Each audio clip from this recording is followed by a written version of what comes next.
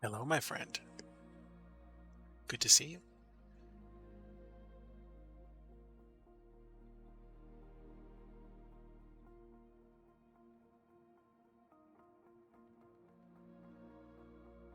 It's been a while.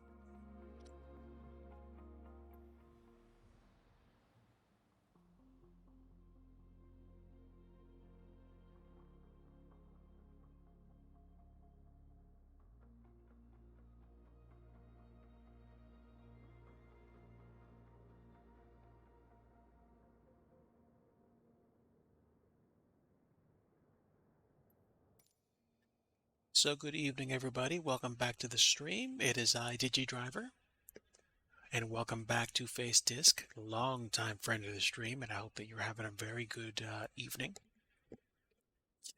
We're not in Blender just yet. I understand life being strong. I have been working on finishing Plymouth Municipal Airport for about the past 6 months, and in between taking breaks off for life and trying to figure out the best way to attack it, I discovered and undiscovered and had to rediscover a method for navigating scenery development.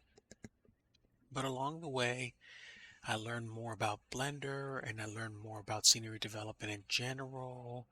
And, we've seen a whole bunch of people do scenery releases, and Microsoft Flight Simulator has become even more popular than any one of us thought it could become, especially me. And it's become this new kind of watering hole for the world to learn more about flight simulation, which is nuts. It's absolutely fantastic. So,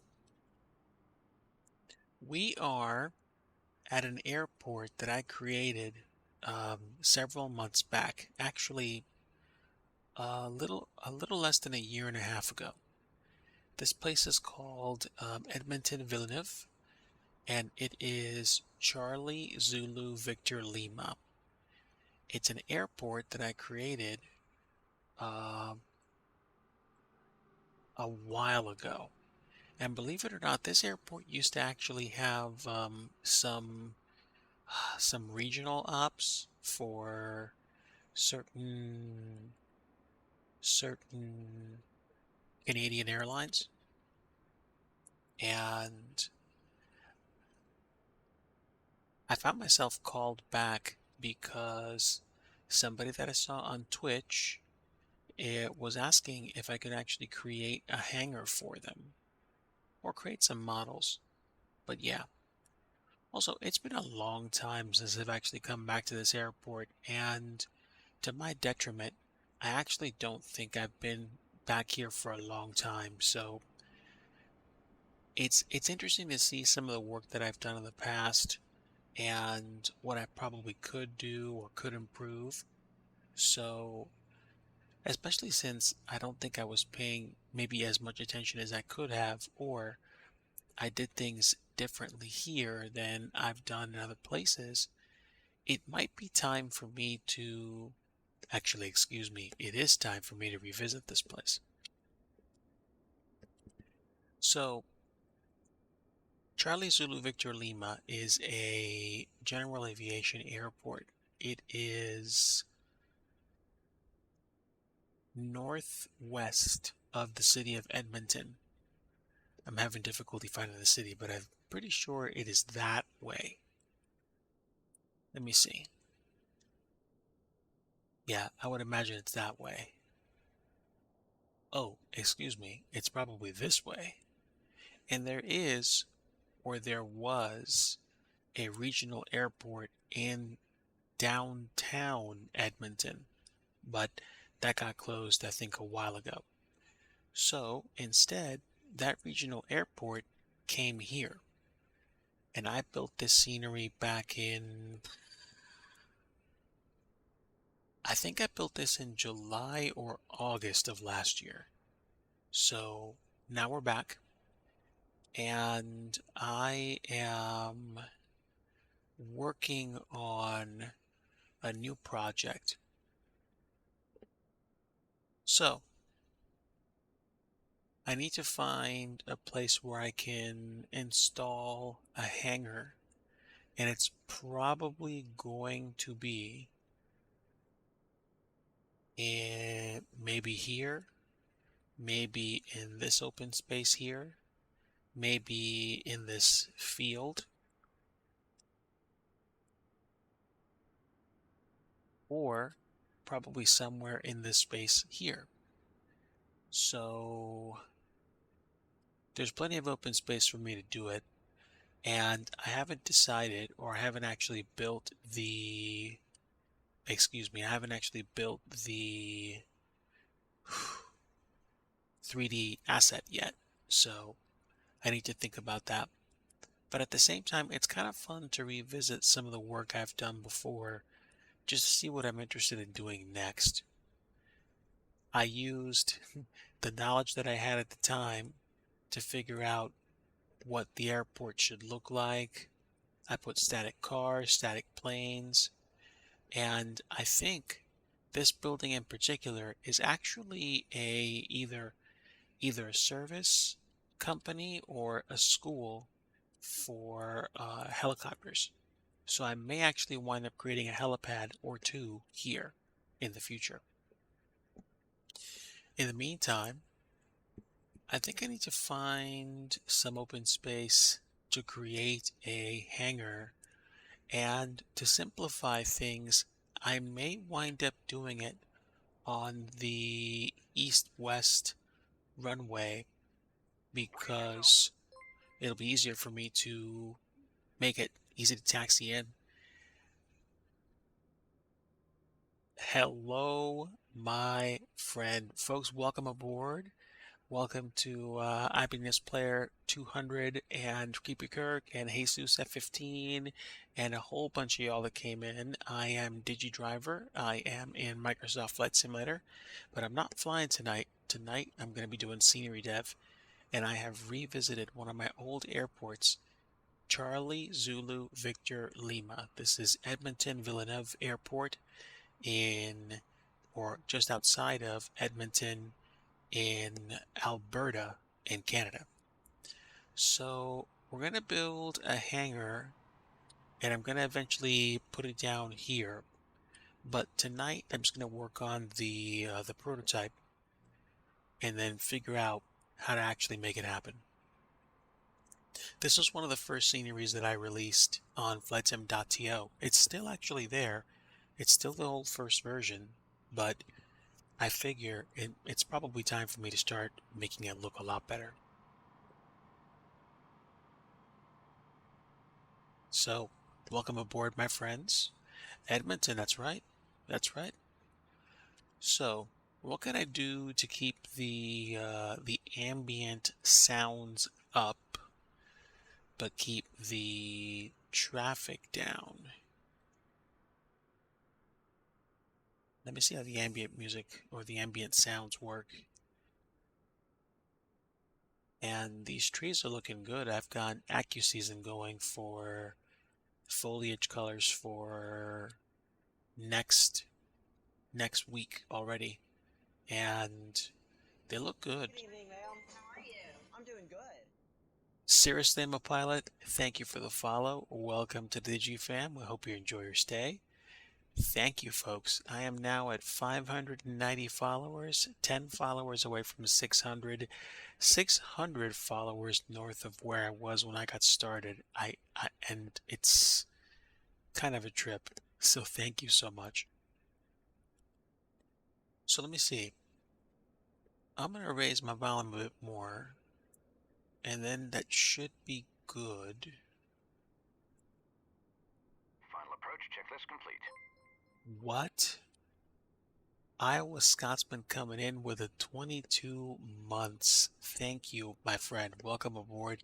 It is good to see you. We are at a General Aviation Airport in Microsoft Flight Simulator, and I am going to be doing scenery dev because I need to actually create a new hangar for someone for a special project.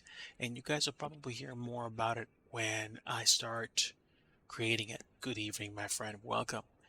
Pierre Luck. Bonne nuit, mon ami. Comment ça va? Je suis bien. Je suis tired. But at the same time, I wanted to do some devs. So we'll switch over to Blender. Now that I think I have some ambient sound, let me see what does it sound like. Yeah, we do have it. So if I crank up my speakers, not too high, of course, because I don't want to get jump scared. I'll switch over to Blender now. Excellent, excellent. So here we are. This is another one of my playgrounds. Oh, thank you, friend. It's a privilege. We are going to do a little bit of work in here because I need to figure out how to create a hanger for a friend.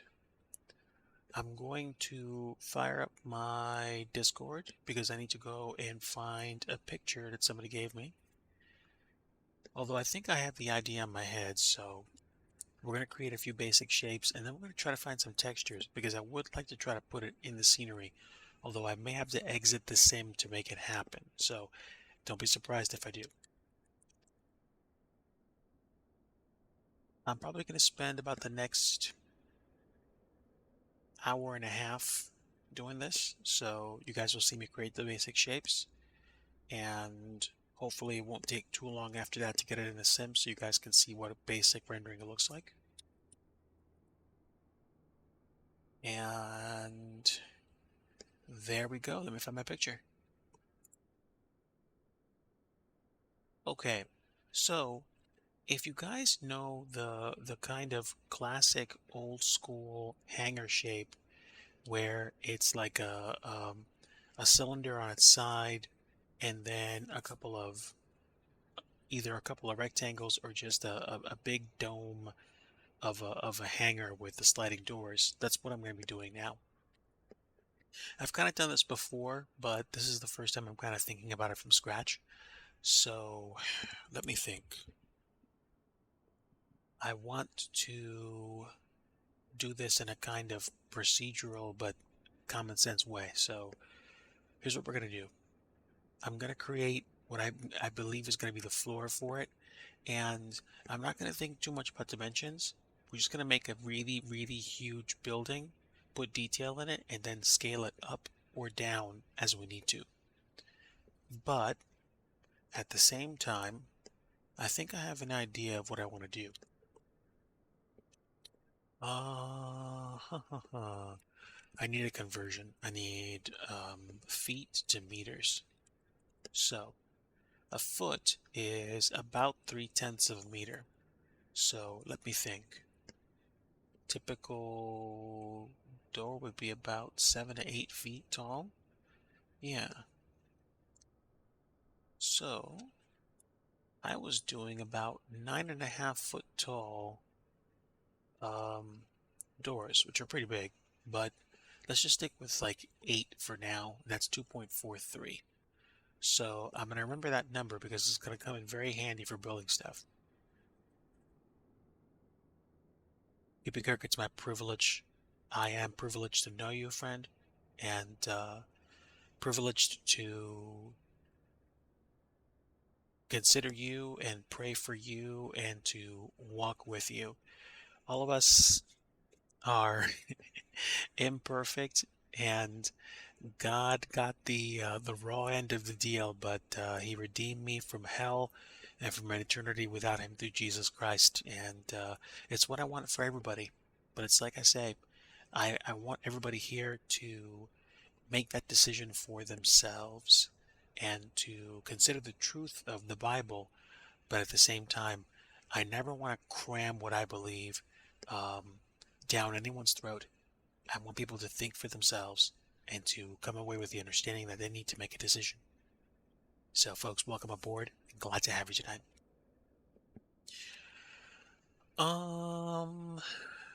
Let me think.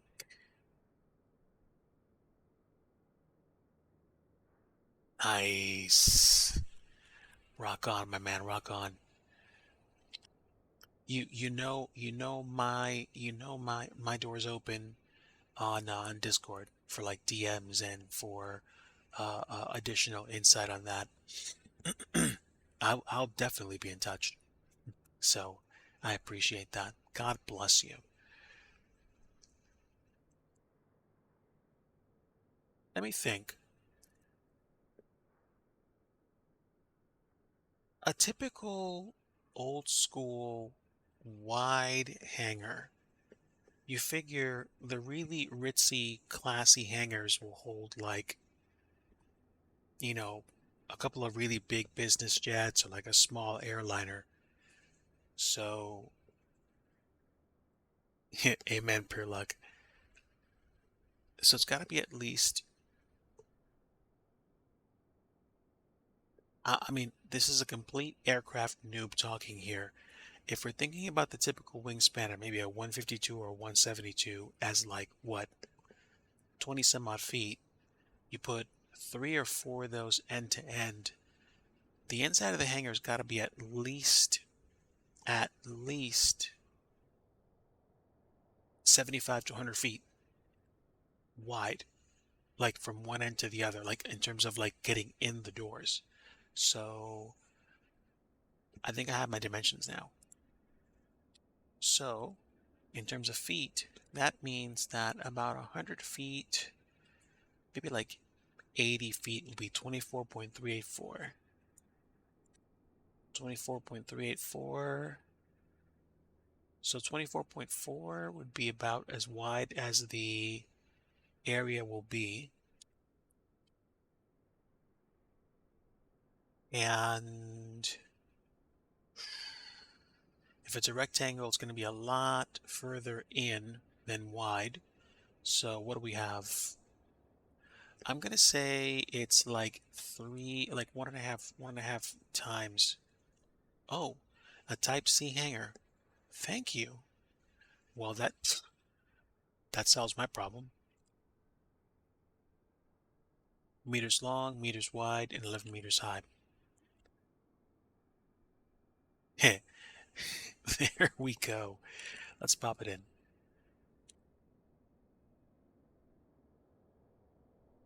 Wait, what's a type C hanger?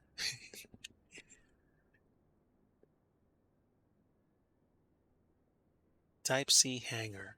Royal Air Force. Yo, baby.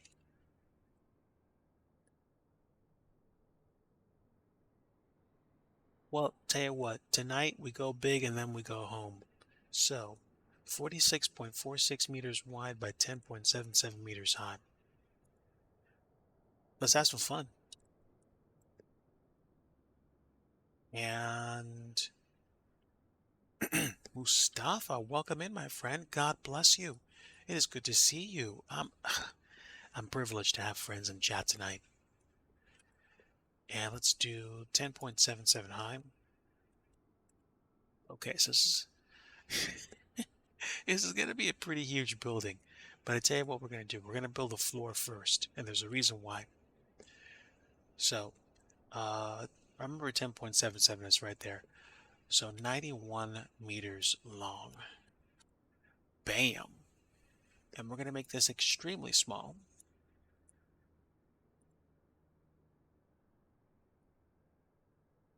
So 0.2 should be plenty fine for me to be able to just kind of shove it down into the ground. And we're going to flatten wherever this is placed. So I can guarantee you this thing is going to take up space. All right.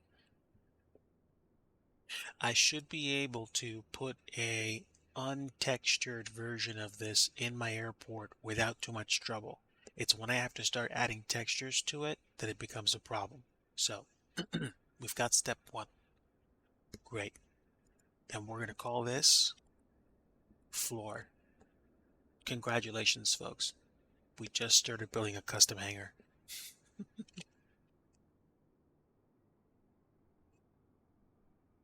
Now, next thing we're going to do, we're going to add another shape. It's going to be another cube. And this is going to be, let's just call them the side supports, because this is a very big building, extremely big. Since it's already at the origin, I'm not going to mess with that too much. We're going to use the same dimensions for length, and we're going to say it's going to be,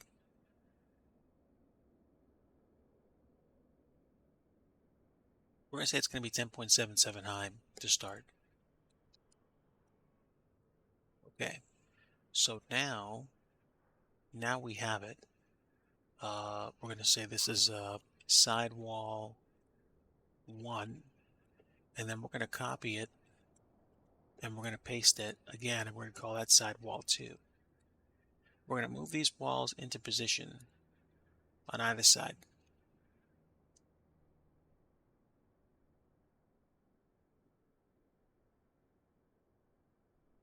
And I'm going to make it so there's just a little bit of ground showing, I think, because I want to know where the concrete ends. And here we go.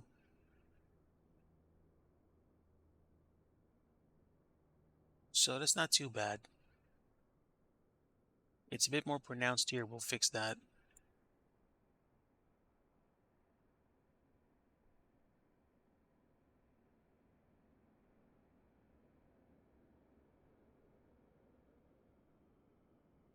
It's just a guide. It doesn't have to be precise or perfect. Pretty sure it won't be.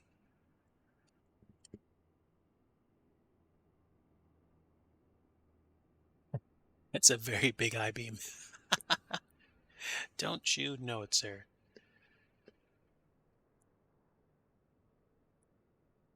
So, what numbers am I getting? 10.7? Oh, excuse me. I need to do something. I need to see global variables for my placement.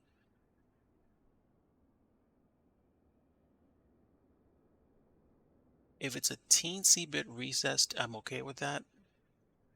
But I think 5.4 might be the secret sauce.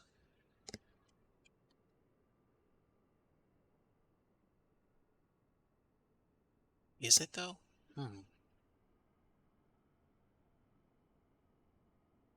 Let's try 5.41 and 5.45. How about 5.47? Okay, that's probably going to be just about as good as it's going to get. This is going to eliminate some of the shimmering that you might see with two textures fighting, but it doesn't stop this from showing up on the sides. So I'm going to have to fix the floor before we're done. But 5.47 is the height that I'm looking for.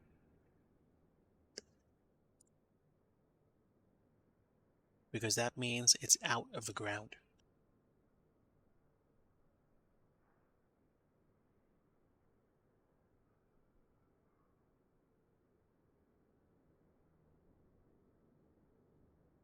All right.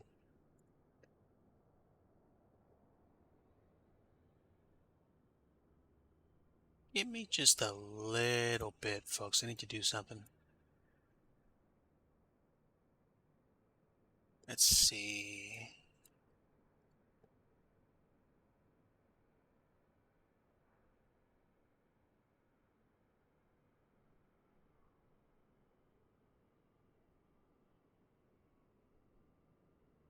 Keeper Kirk, I need you to do something for me. I need you to type a message.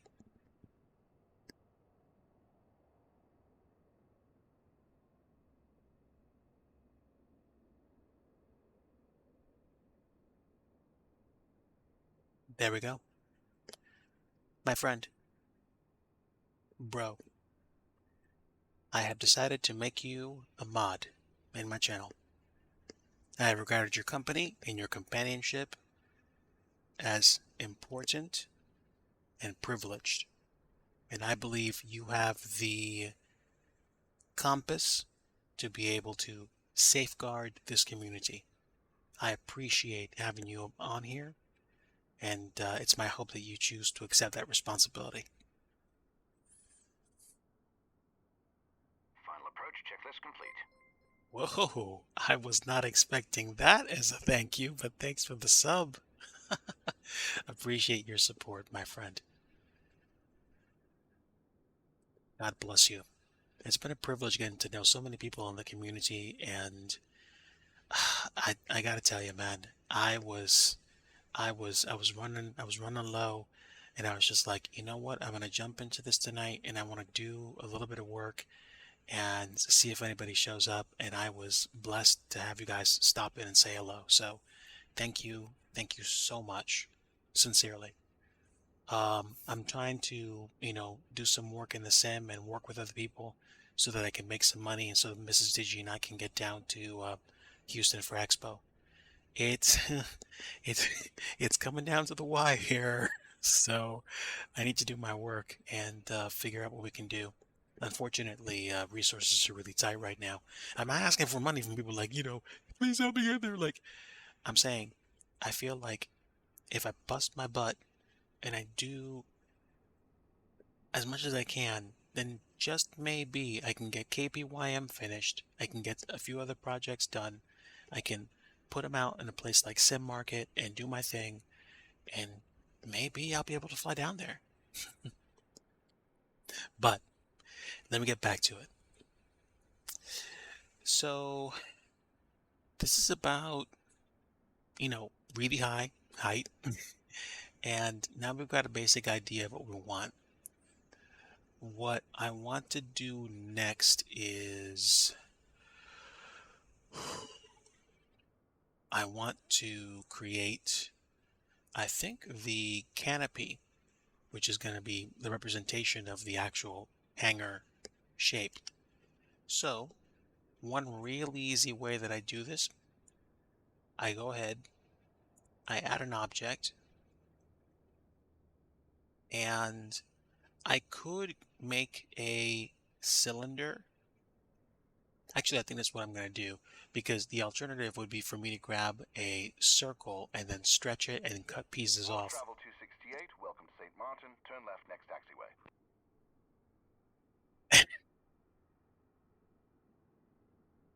Moose. Dude. Oh my gosh. There are no words, man.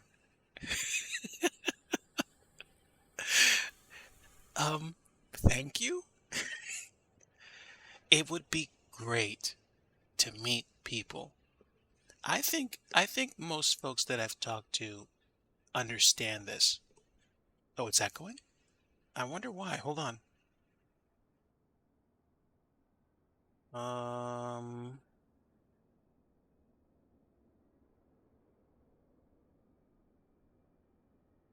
okay, I just muted and unmuted. I think most folks understand that when I talk about Expo, I could genuinely care less about the technology and the companies that are coming and stuff. Although, hey, if I do make it to Expo, straight up, I'm going to want to shake Chewy 94's hand because he's going to be there as a Thrustmaster ambassador, from what I understand. But guess who I'm more looking forward to seeing? You, Mustafa, Creepy Kirk, Hazers at 15. I mean, if you guys can make it, otherwise, we might figure out some other way to get it done. But I'm saying anybody going that I recognize from the community. I would really like to get there. I really would. So I'm gonna do my part, Mustafa, because you did yours. But I'm floored, man. Thank you so much. I'm unbelievably floored. Thank you. It's it, it's a sincere responsibility, and I want to do my best. So let's have some real fun tonight. I still got about an hour and a half, so let's make something happen. Here is a cylinder. It doesn't look like much right now, but we're gonna make this We're actually going to make this 91 meters tall. And then we're going to make it, what was that? 46.5 meters wide. Is that how it works? Nope, wrong dimension. Okay, 46.5, and then we're going to rotate it by 90 degrees, I believe on the y-axis. That's right. Okay, so now we're going to take this basic chiclet and we're going to expand it. So we're going to make it 46.5 like that. Now, here's the thing. I probably should have redone the number of faces on this. So let's do that.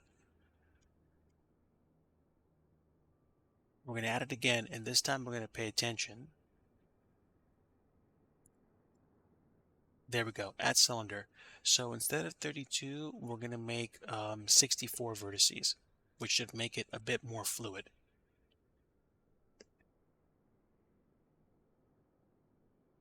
Creepy Kirk, I would look forward to it. We'll talk. We'll talk, my brother. We will. Most def. It would be a privilege to hang out with you and learn about your stuff. So now we have a 64 vertice cylinder, and now we can make this bigger. Radius. So if it's 46.5, it's going to be 23.25. There we go. I think. And a depth of literally 91 meters. I know, it's huge. It's like, So, believe it or not, this is exactly what we want. And we're going to bring the midpoint of this to the top of the wall. And right about there. Why does that seem so much larger than it needed to be? Probably because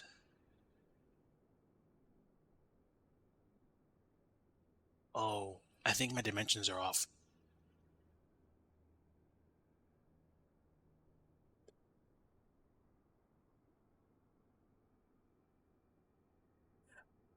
Well, like with Blender, it probably doesn't take that long for the right individual. It's just a question of understanding what you have to do. Like what I'm trying to figure out right now. I think I know what I'm doing wrong. Okay. Cylinder again, 64. The radius is actually going to be what I need to put in for height. We've already established the basic height is 10.77. So the radius is actually going to be small, very small.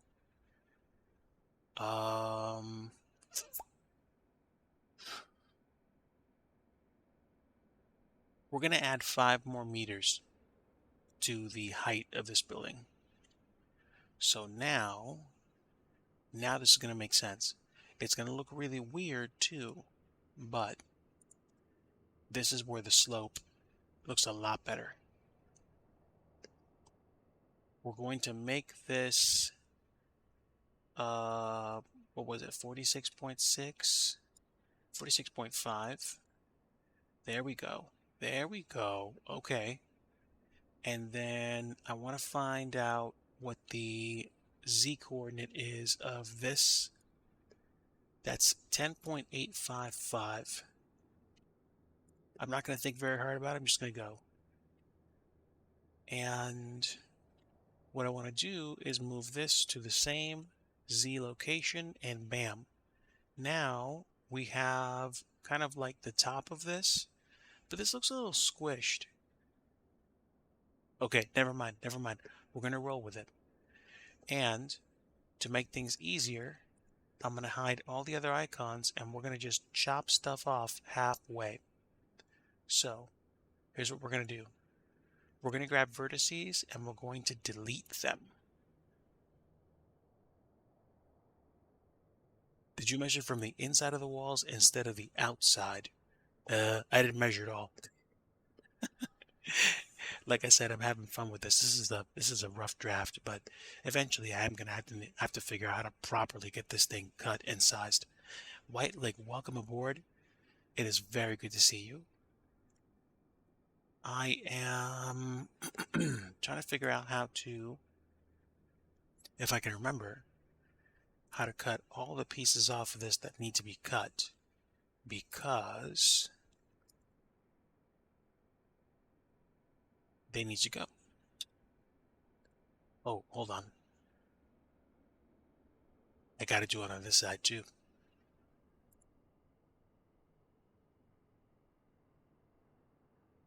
Fortunately, the click selection in Blender is very forgiving.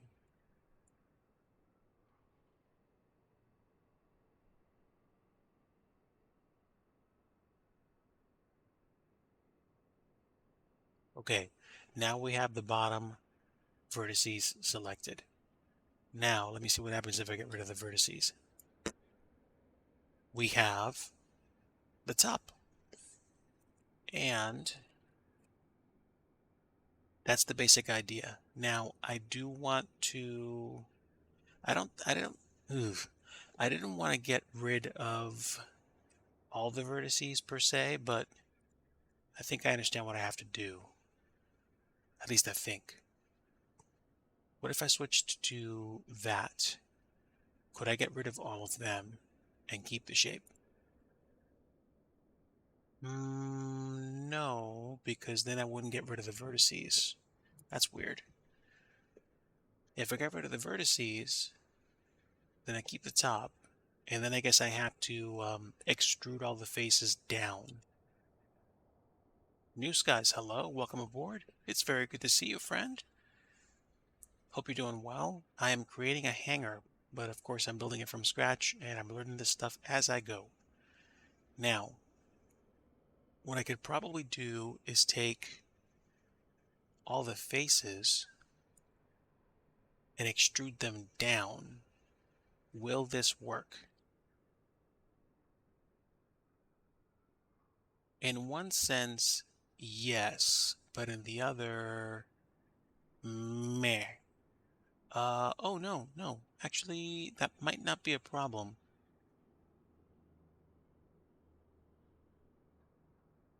It almost did it like perfectly. Let me bring the other stuff in.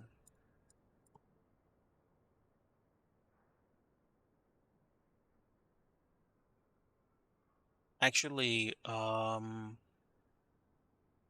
a rough draft, that's not bad. I could either bring the wall up to meet this, or I could bring some of these faces into the support to kind of complete the picture. And speaking of picture, let me take a look at the picture that I have.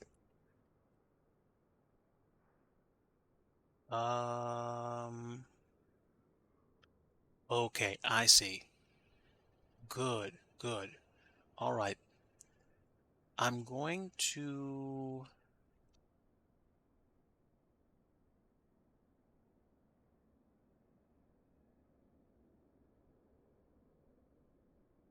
I think I'm going to do something. What do I want to do? I'm probably going to create a face for this up front somehow, and then it's going to cover this, and then I'm also going to create connections here. That's the problem. It's not doesn't look as nice as I'd like it to. So let me do this. I'm going to undo that, and yeah, Remember how I got rid of stuff before and it didn't look normal? That's exactly what I'm going to do. I'm going to get rid of the faces instead. And then, because I have the faces, I can flatten them on either side and keep them looking the way they're supposed to. Okay. It looks really weird, I know, but how do you know what the scale of the buildings should be? What should the scale be of the buildings to suit it for scenery?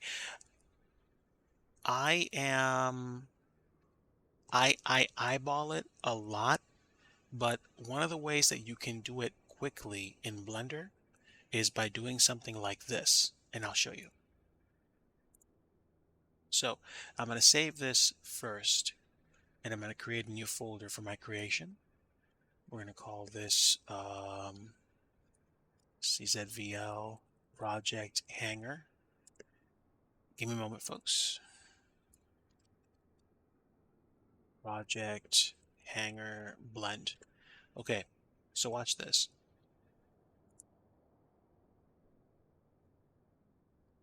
In Blender, you can grab aerial imagery, and depending on how big or how small the satellite picture is, you can use it to actually give you an idea of how big your buildings should be. I use the technique to model these 3 buildings in my airport. These are 2 like service buildings for, I think, service vehicles for the airport, and this is like a hangar where you can store aircraft or parts. It's a long red hangar, but you can use this when you scale the satellite imagery effectively so that you can actually understand how it actually should look. But admittedly, I haven't mastered the technique or exactly how to scale it. What will get you out of trouble for the most part is if you measure your runway length and your numbers agree to a specific point in terms of runway length, then you've scaled a satellite image to the size it needs to be so that you can place buildings down and have them be very similar to the dimensions that they are in real life. So that's a technique that I used for a few buildings. I might keep using it. So back to here. I'm going to take this face and I'm going to take the... Let's see what happens when I dissolve a vertex. Ah, good. This might have been what I wanted to do before, but I never figured it out. So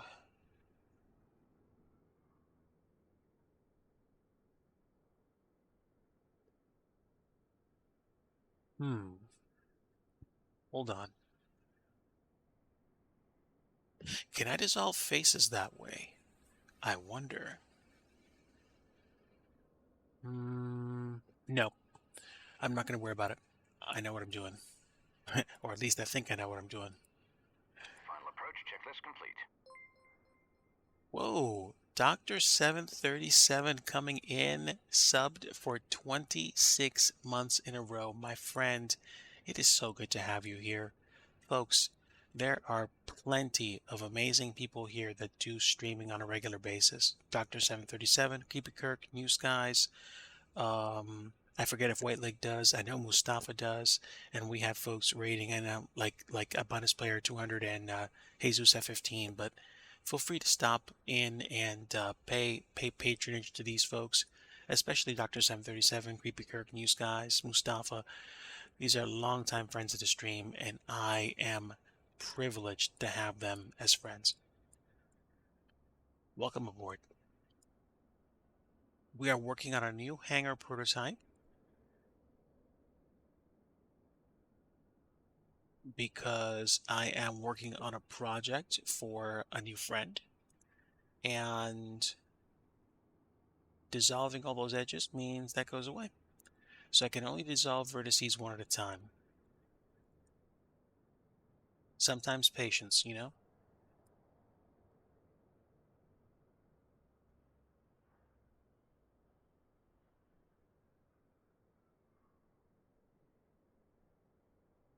Oh no. Is it? Or maybe it's just that it was colored differently? The material is there.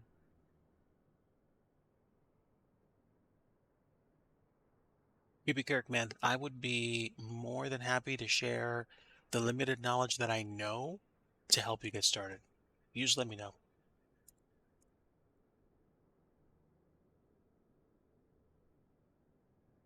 Technically, dissolving all these vertices at once shouldn't be different than dissolving them individually, but I'm trying to figure out, I'm really feeling my way through the process, and hopefully that means I'll get better at it soon.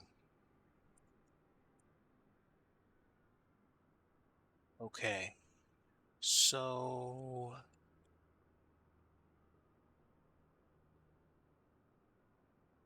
it seems like I have to have that little snaggletooth vertex there for whatever reason. So I'll have to remember that. Meanwhile, I'll dissolve all these vertices, dissolve this, and that, and that. And I probably wind up redoing this a few times, but yeah.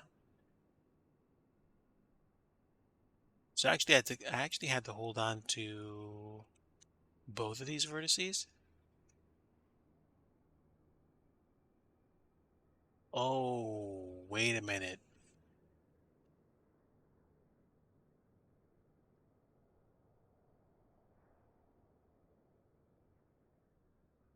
That's what I'm missing. Okay. So the inside of this hanger, the inside of this cylinder still seems attached. It's like I got rid of the covering on the inside, but I did not get rid of the connections between the sides. All right.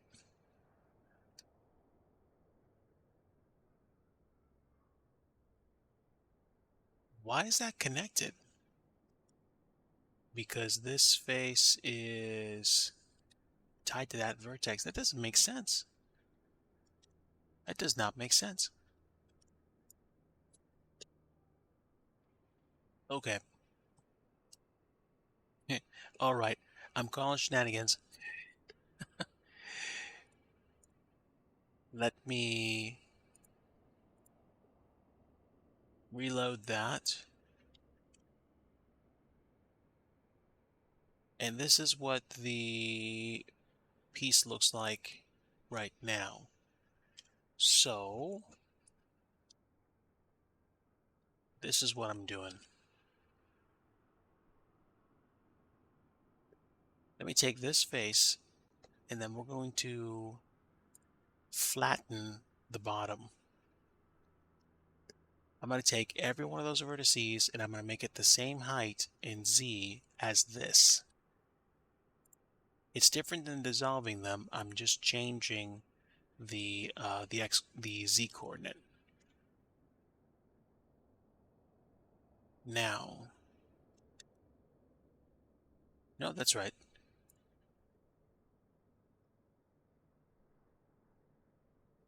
This is this is even uglier than my other method, but until I figure out a better method, this is what I'm doing. Can I do more than one this way?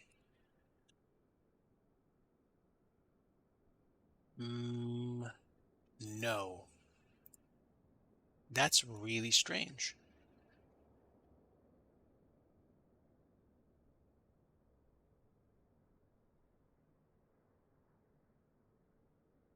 I think it has something to do with the way that Blender works with um, vertices. This is a lot of work, but yeah.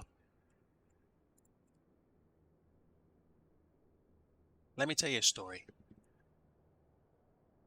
I used to think when there was something I wanted to do, like, hey, let me go do this. And then I did it, and sometimes it was easy for me to pick up, and sometimes I'd be like, man, this sucks, and I just like walk away. So that was kind of what I did with scenery development way, way back in the day. And when I say way back in the day, I'm talking about before before FS 2004. I designed scenery for fun for Microsoft Flight Simulator 98. So I was messing around with scenery when, you know, like only a few companies were doing that, and I wasn't making any money. I was just doing it for fun. But I stopped after a while because I think I wanted a different sim, or it just wasn't making sense for me. When I got FS 2020, I flew around just like everybody else for a long time.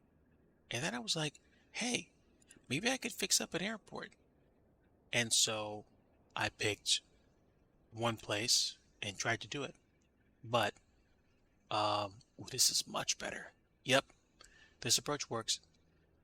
Um, I couldn't figure it out at first, so I got frustrated and I walked away.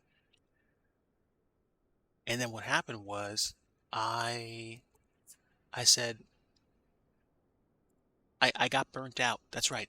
I got burnt out of flight sims streaming on Twitch because I couldn't make up my mind like what I was trying to get out of it. And so, I did the, typical selfish Twitch streamer thing, like, no one's watching me. I'm gonna take my ball and go home. Meh. Which I'll be the first person to admit. I've secretly wanted to make bunches of money on Twitch for a long time. But guess what? We're like in what, the 213th most popular category on Twitch. So, like, you know, the deck is stacked, and there are some amazing, amazing, amazing, amazing people that do flight sim streaming on Twitch so much better than I do. And it took a while for that to sink in, but then something happened last year. Um, a friend of mine that I knew for a while lost his battle to cancer. And I went to their funeral last spring, and I spent time, and I drove home with my wife, kind of like I drove home quietly. And I thought to myself, like, you know, that's it. Like that's you in a can or an urn or in a box. Like, you go to a cemetery and you look at tombstones, and like there's a born date, there's a death date, and there's that dash. That dash is your life. And I was just like, I sat down, I got really quiet, I thought, and I was like, I want to try doing this. So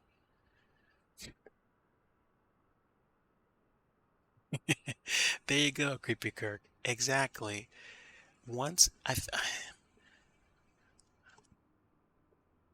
think I had to have God really shut the door on me in terms of figuring out what I wanted to do with Twitch. Twitch had to stop being Twitch had to stop being a god. Ooh, did you went there? Burn. Twitch had to stop being something that I did because it was going to make me feel better about myself. Twitch had to stop being something that I did because I wanted people's attention. Twitch burnt me out. And then when I realized that, I was just like, hey, you know what? I have to take care of myself. I have to really give this life the gusto because I'm doing it for my Lord and Savior Jesus Christ. I'm doing it for friends. I can't be thinking about stuff and being like, oh, well, blah, blah, blah, blah, blah, because people see right through that. You have a bad day on stream, people catch that, and you can't hide phony. So when I found scenery development, it started small, and then it grew, and then it grew, and then it grew, and then it grew. And then I released an airport, and then I sold an airport. And I was like, what just happened? I became a professional scenery developer. Like, I actually made an airport and took money for it. And not for nothing, but this has kind of rocked my world. Like, I still like flying in terms of like flight simulation, but streaming flight simulation flights on Twitch is no longer my goal.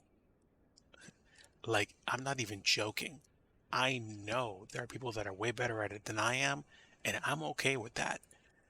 I'm not competing with them. I'm not trying to do things like they do to get attention.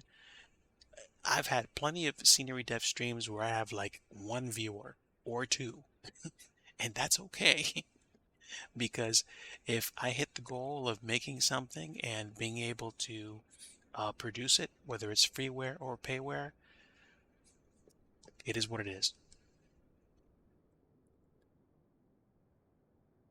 Okay, so folks, would we agree this looks more like a hangar than before? I think so.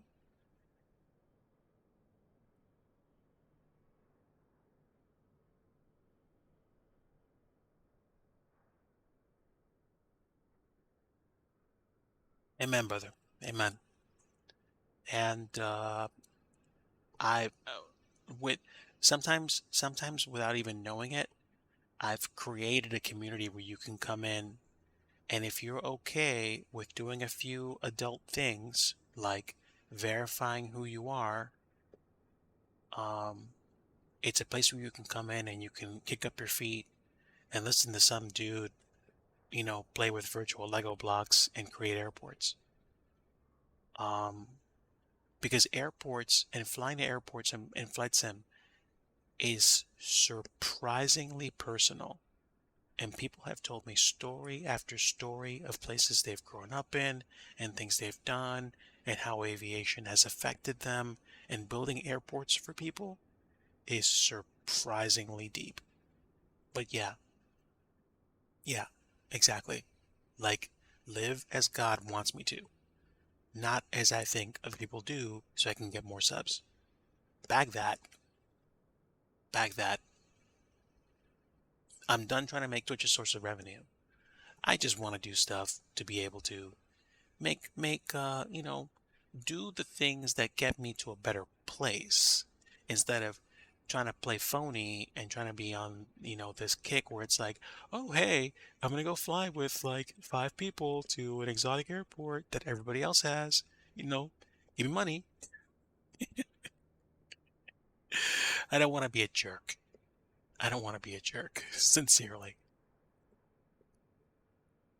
So, um, that's good enough for me to start. We've got the top, and I'm probably going to either pull these faces in, extrude them down, or take this and shrink it. Let me see. Could I do that? Could I theoretically extrude in or scale in and tie every piece together? I don't know. But let me think about that for a little bit. Because if these faces are like paper thin, they'll probably transmit light more readily than a solid object would.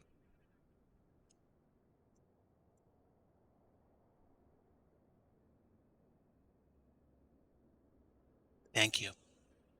Thank you. You're in my Discord, right, Creepy Kirk? If you are, stay tuned. But even if you're not, we'll be in touch. I mean, we are DMing because like stuff, but I'll let you know. And of course, my brother in Christ, Mustafa, has already done a channel on his Discord for that kind of discussion as well. I read your Colossians 3:15 one, and that was good stuff. It was good stuff. Let me grab another wall. I'm going to take this wall, and I think I'm just going to make it the width of the opening here. So here's what we're going to do. We're going to clone the side wall, and we're going to make a new wall called hangar entrance. This is kind of when the fun starts to happen. Can we do 90 degrees? Nope. It fell. No, I need to rotate around the z-axis. That's better. Okay. So what I need to do is probably take it to, yeah, I need to take it to the origin on Y. That means it's centered on Y. And then it can go all the way out here. Why? But okay. A little bit of leftover gap here is actually a good thing. And you're going to see why in a few seconds. So this is good. Let's shrink this down to about 46.5. And you know what? Just make it 46. And there we go. Now I can do the same thing on the other side.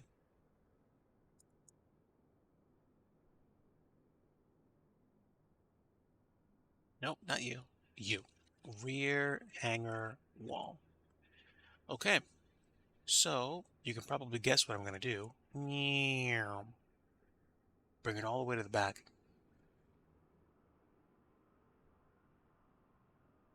I'm going to deliberately leave a little bit of inconsistency. A little bit more is fine. Oh, there we go. Bring it back. Just enough.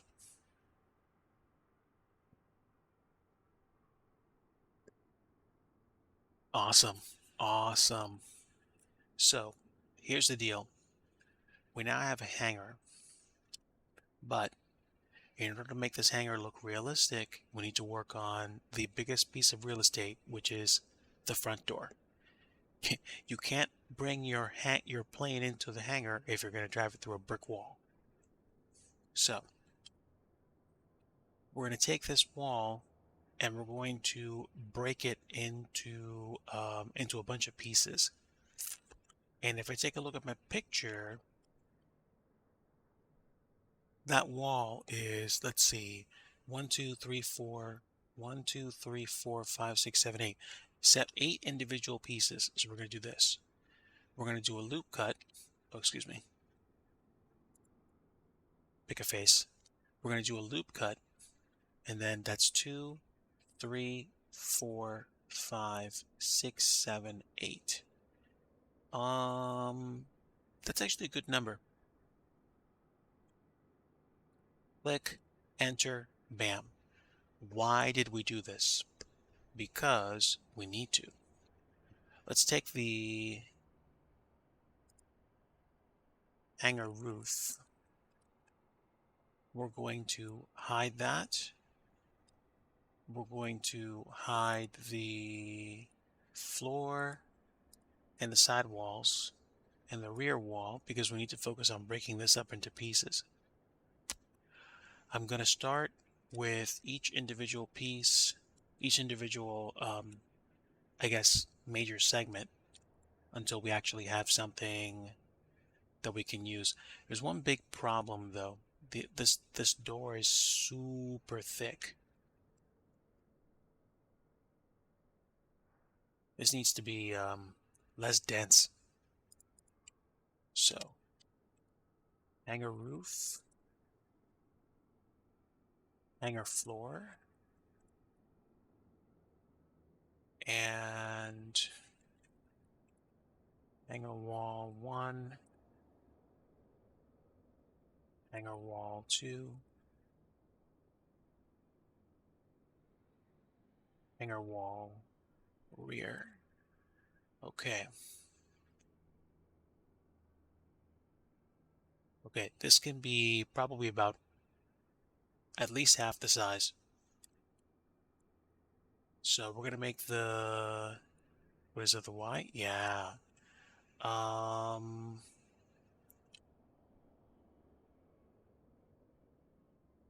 I think 2 to 3 foot thickness for these hanger doors should be fine. So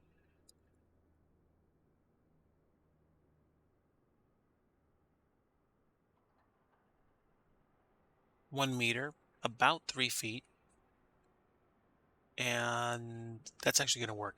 Yeah.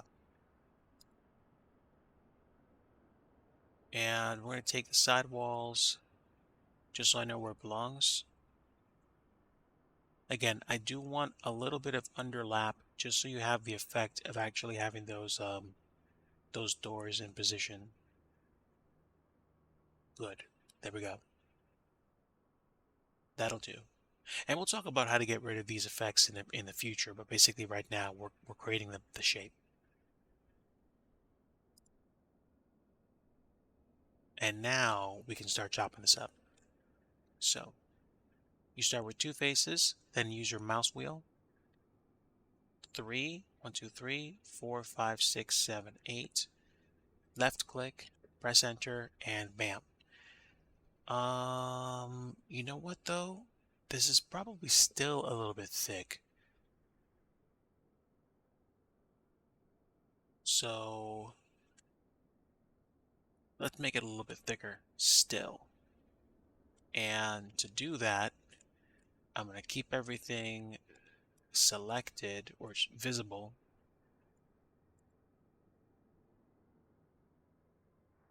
So this is like 1.5 to 2 feet. And this is going to be the limit of what I do. This should take care of it.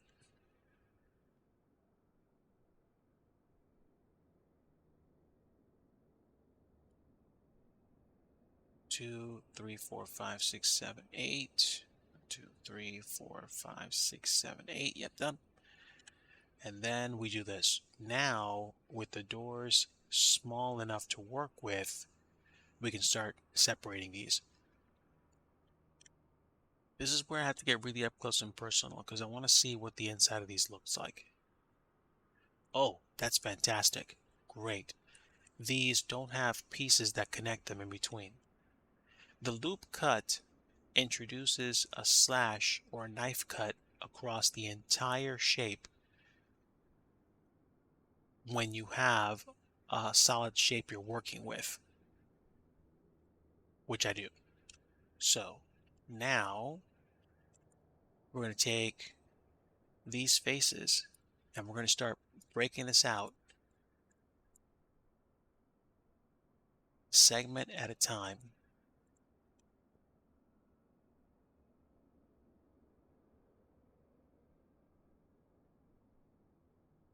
And here's the deal.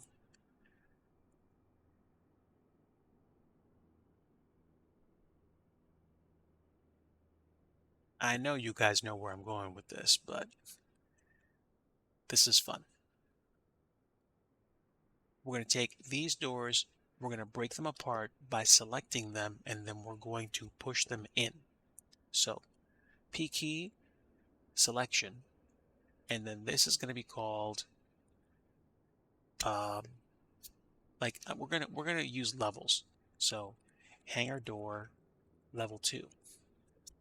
And this is hangar door, excuse me, this should be hangar door level 1.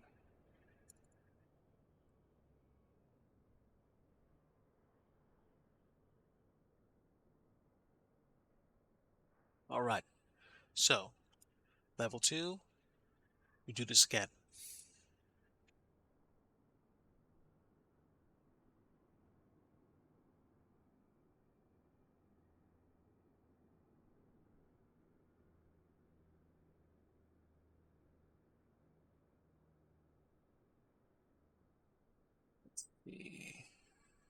Oh, can't do it that way.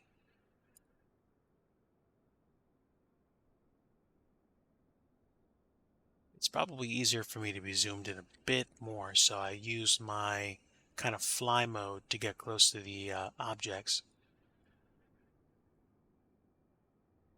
And then we have the third level. Separate that again.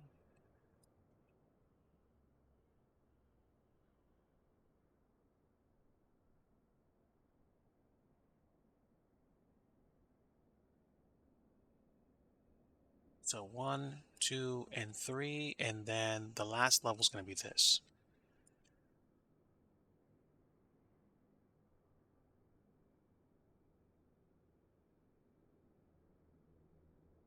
Unfortunately, sometimes there is no faster way, or at least I'm not aware of one. But now, we've broken these pieces up into separate objects, and here's what we do. We separate the final level, and we call this level 4. So, we have our objects. So, oh, well, basically, yeah, but there's still stuff that I have to do. So we're going to take all these objects and we're going to push them in one level at a time.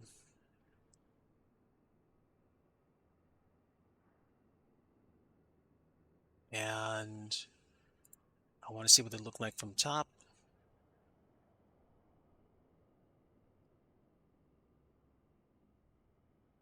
I'm just checking to see how much the overlap is.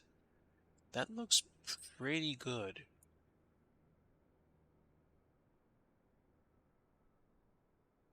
That's even better because there is a physical gap. And then we go from level 2 to levels 3 and 4. And then we push those in.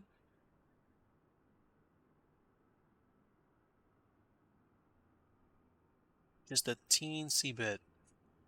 Just enough for there to be an operational gap. And then we take the last level and we push that in.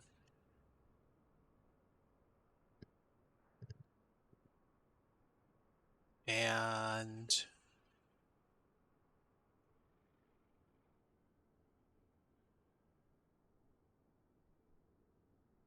there we go. So, without thinking about it too hard, there is your basic idea of a hangar. Now, of course, without materials, it's difficult to see, but this is what you'd see in the sim. Like the rear wall, the rear area would have probably the main entrance, or you could probably come into this building through the side, or probably even through the front. But I'm assuming, this is a hangar that basically faces the tarmac, so clearly you want the airplanes to go in and out of that entrance. So, okay. Oh, I know what I have to do. Duh. We split these pieces out, but only the endpoints actually have coverings. If you look carefully, you'll see the the pieces actually don't have faces where we chop them off. Remember how we took that really quick look inside the polygon and saw that the inside didn't have a skeleton? We're going to fix that. So we're going to take this level and we're going to take these lines and we're going to join them. The idea is we're going to create a face where there isn't one. You can kind of see right there. You can see into the polygon. So we're going to change that. I think it's the F button that bridges the gap. And that creates a solid object. Gotta do the same thing on the other side. So, same idea. There you go. So that's level 1. And we gotta do it with each level.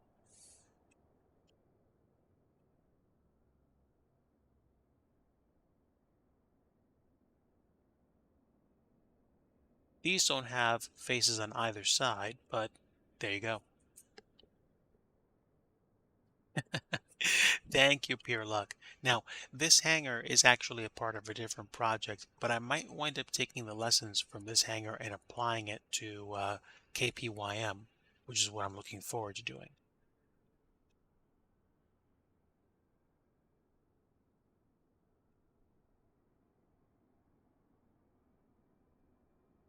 And there we go. Bridge the gap and go to the other side. I probably could have done it from the inside out. And there we are. All right, so press tab key, level 3, and then one more level, and we've got them built.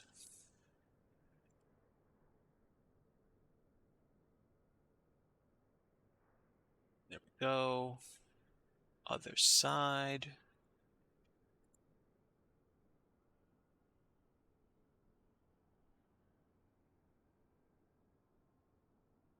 Oops. Gotta be careful. Don't want to bridge the wrong lines together. Like I think I just did. All right. That should do it.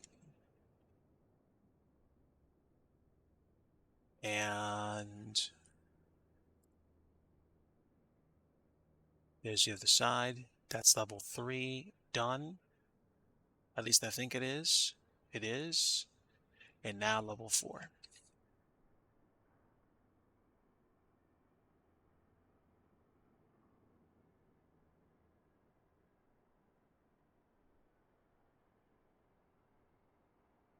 There we go. And there's the door.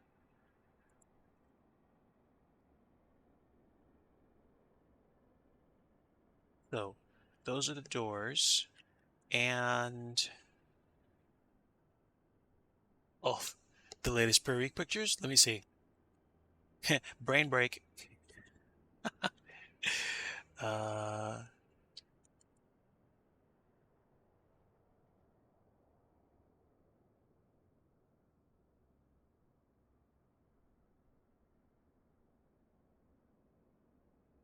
okay. I know I saw Belfast before, but do they have a site?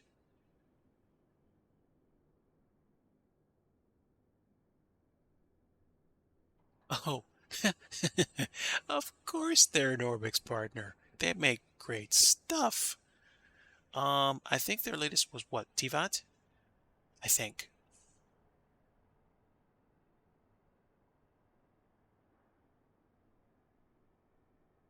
Or there was somebody else. I forget which airport it was, but yeah, they're good.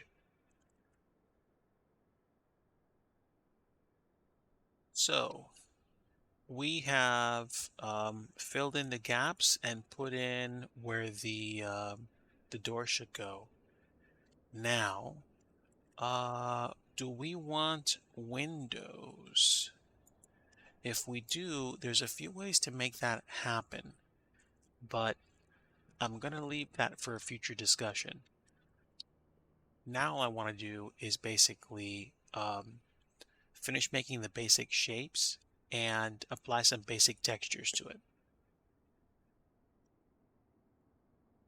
Because it is about to be 1 a.m. on the East Coast, and I think I want to be in a good direction towards putting it in the sim by the time 120 shows around.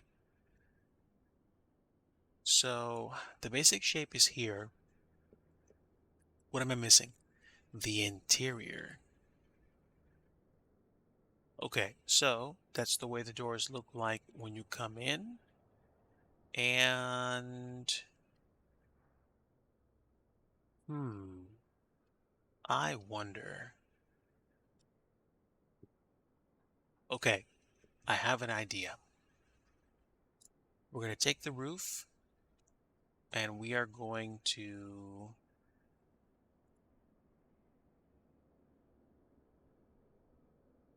make a copy of it and shrink the copy down. Not by much, but you'll see what I mean.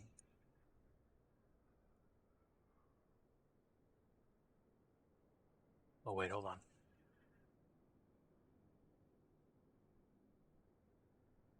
I want to do it in object mode. Okay, great.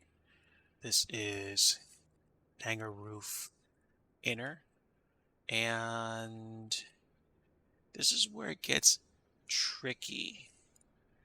So we will hide the floor.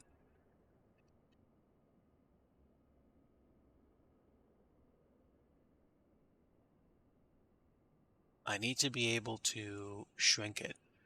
We'll put the origin on the geometry and we'll scale it down. So I think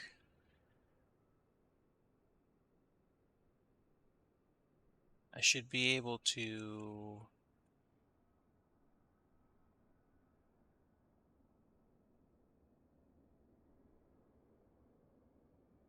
okay, I see. My viewpoint is a little bit messed up. So let's try it this way.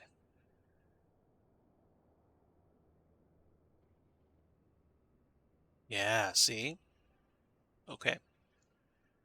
Not too much because I just want to be able to get a very basic idea. That's great.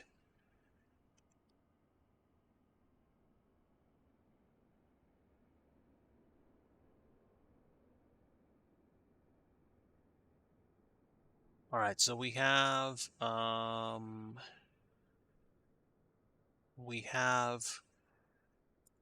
two copies of the roof. The roof on the top has that shimmery effect because the top piece of the roof touches the original object. I haven't decided exactly how I'm going to solve that, but I think one way I can do that is by simply lowering it a teensy bit. Oh, excuse me. Not you, you. There we go.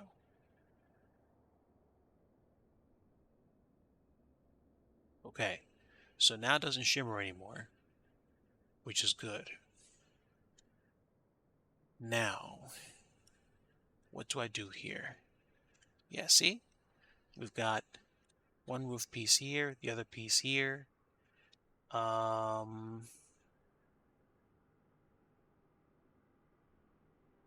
Here's what we're going to do. We're going to, I think, remove some superfluous faces.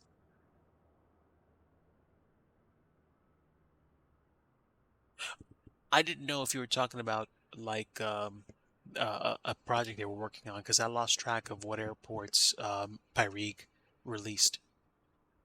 I still remember seeing Dr. 737 show off Belfast. Belfast was amazing.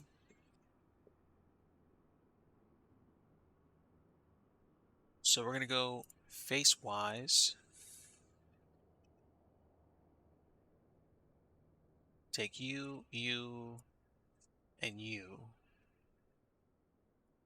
Actually, what can I do? It's a little tricky.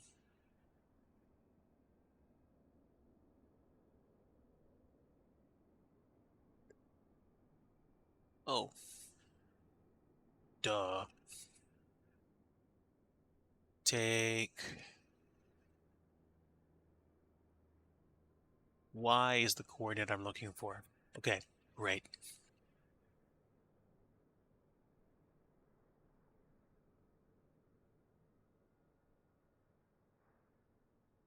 Let's hide the wall. And we're going to take the Y coordinate and put the Y coordinate where it's supposed to go. Now we're going to see if this works.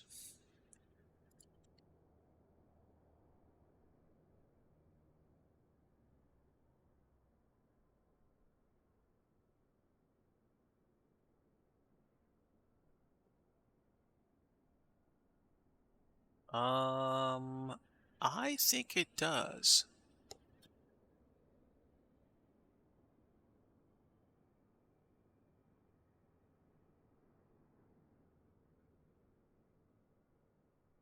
I think there's a superfluous texture or two, but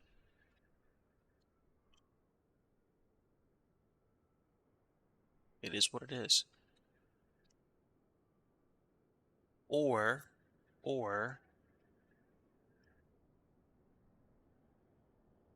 let me see.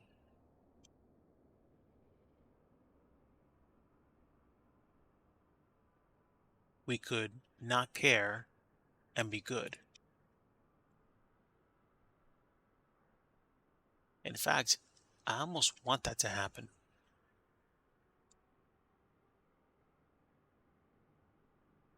Okay. Now,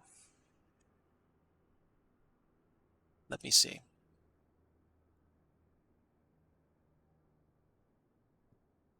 We're inside the hangar, and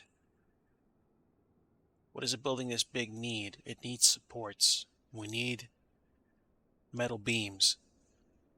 So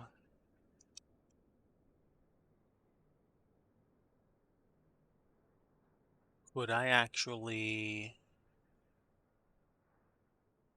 loop cut the roof? Well, only one way to find out.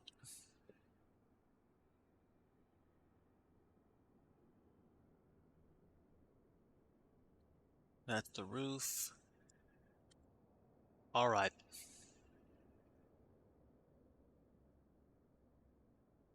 Thank you, friend. I will definitely read that comment, probably even tonight.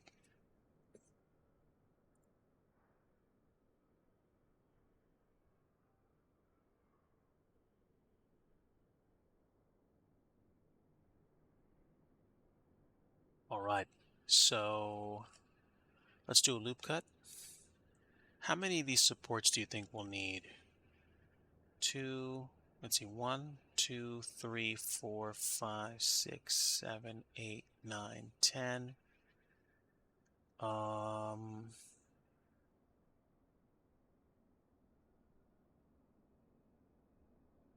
That's actually pretty good.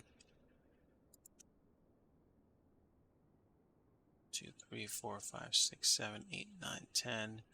Left click and enter. And so we have the supports in place.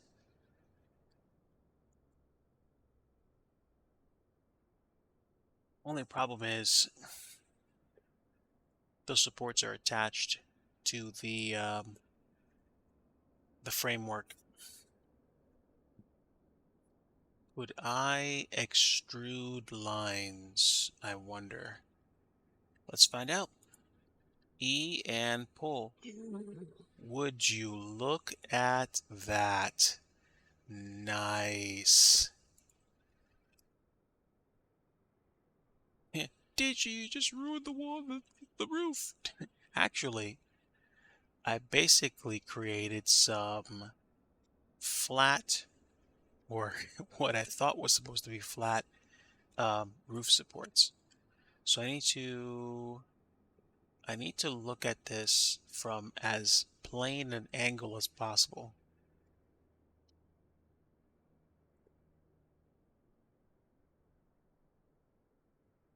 I think. Yes. Straight on. There we go. Extrude down. Yeah, see? Because this is tricky. If it's even just a little bit off, it goes crooked.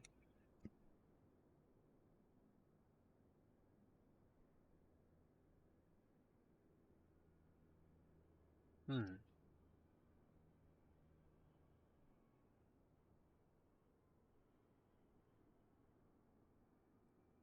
Okay. I think I know. Get really close and see.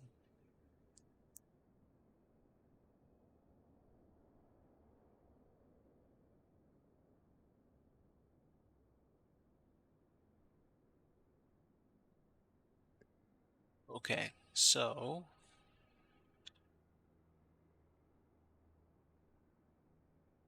honestly, not bad. Not bad. It's a nice first start. So now we have a hanger with metal supports across the top, and we have a typical hangar door. But of course, we're probably going to want that door to be open.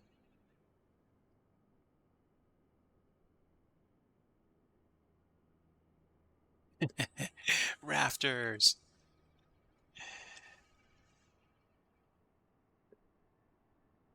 Now, we'll leave it like this because I don't want to spend too much time getting technical about the way, the rafters are supposed to work interconnected, blah, blah, blah. But let's do this. Could I, in theory, extrude those rafters horizontally so they're three-dimensional? Let's see. Oh, well, I could do that, but that's not what I'm looking at. Um,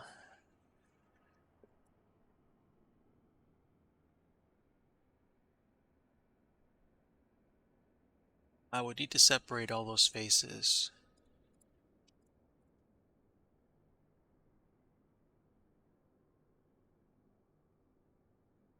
It gets technical.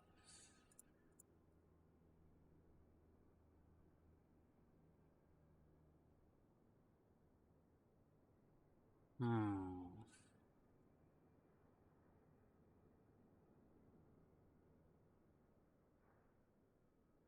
I think it's worth it selecting them for the sake of creating a separate object. I'm not sure if it's worth extruding them, but we'll see. Could I? Yes! Oh, that's fantastic. I forgot you could hold on the control key. Blender is intelligent enough to kind of understand where you're going with the selection tool. Oh, man, I'm so happy I remember that. So instead of having to click on each individual square, I can hold on the control key and kind of go in a certain direction. Poof.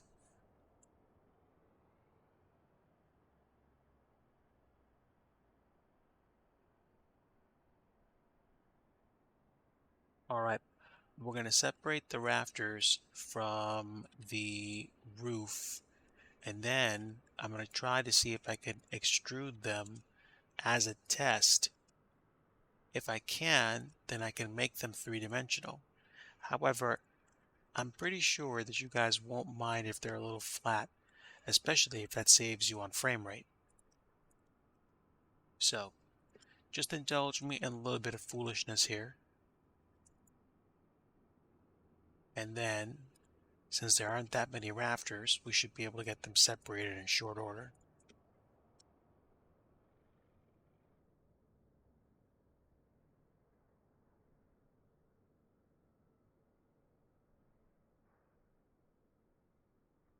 And there we go. The goal here is to be able to work on them independently of the roof.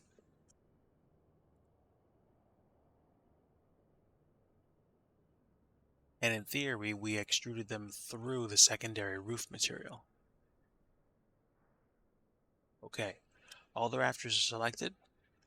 Now we can hit the P button, separate by selection, and we're going to call this hangar roof rafters.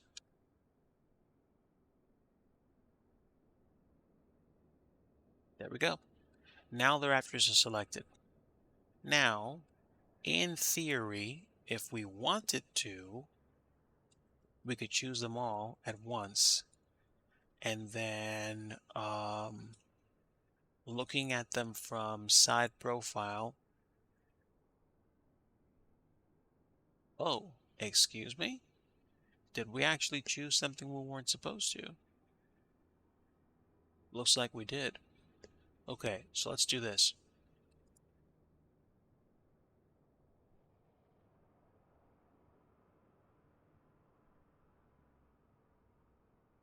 This is hangar roof. This is hangar roof inner.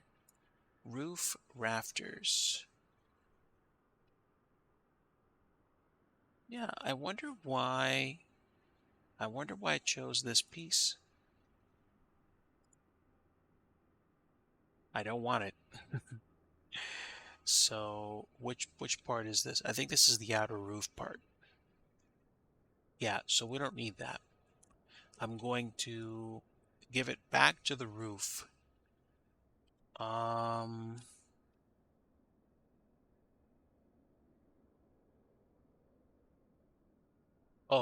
I know.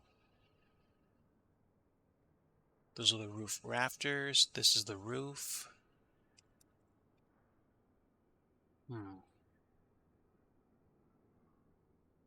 Can I...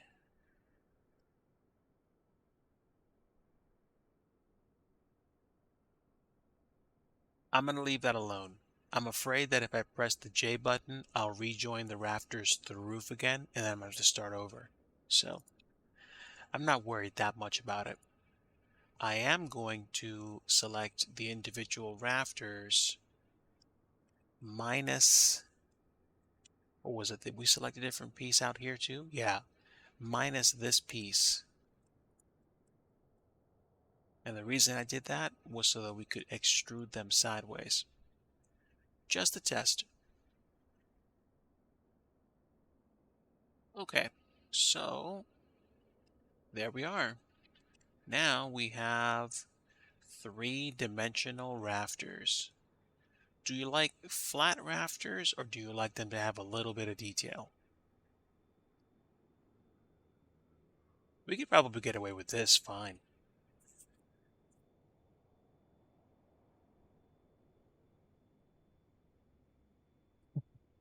Creepy Kirk, I'll go you one better. I used to have that attitude. I used to be like, man, paying $30 for an air, well, I mean, different time back then with P3D, but I'm saying like paying 15, 20 bucks for an airport? Like, like I don't want to, or it should be cheaper. No, it takes effort, especially in Canada where it snows. Good point. Okay, so I think, we're going to go ahead and say this is space age technology. These rafters have density. They should be good enough to handle the weight of what's being asked of them.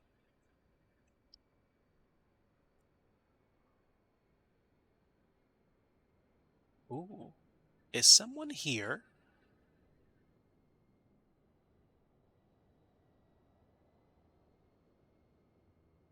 I thought I heard a aircraft at the airport.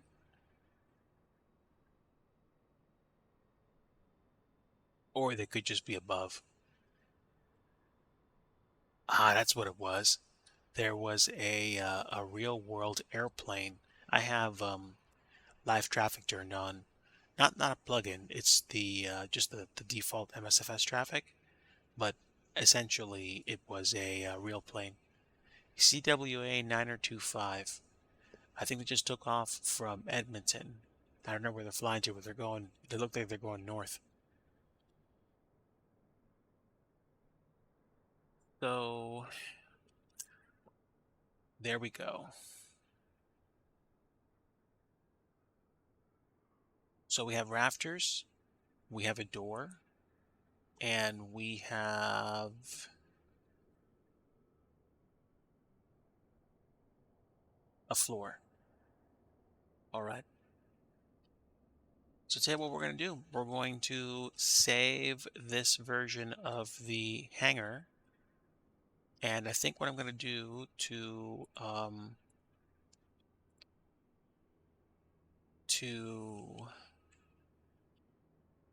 prevent these rafters from showing up.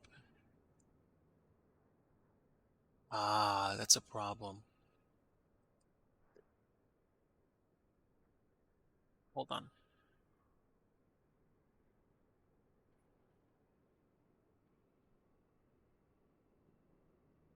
I know what to do.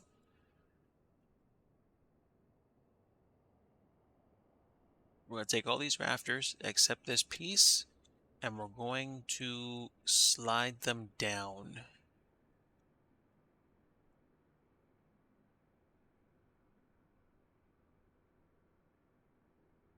Well, that's not good.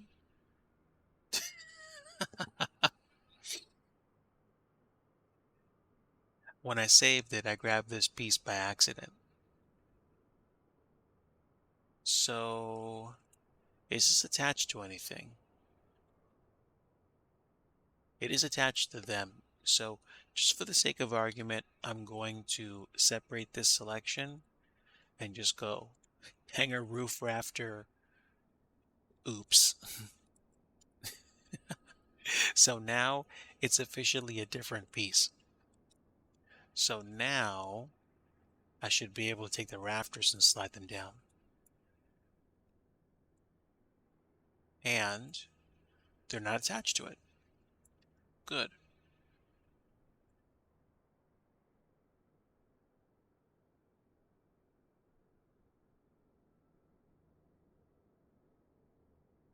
Okay. Are they showing up at all? A little bit over here. I thought I saw it anyway. Unless I was just seeing things. No. And if they are, we'll do 4.672. Nope, gotta be a little bit better than that. 4.5. Nope. About 4.1. There we go.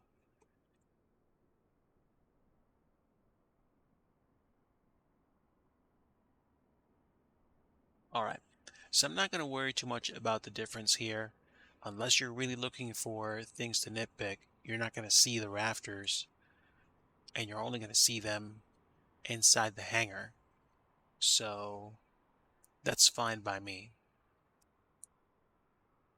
Now when you take a look at this from the outside, you won't see them peeking through. But you will see them from a distance. I wonder why.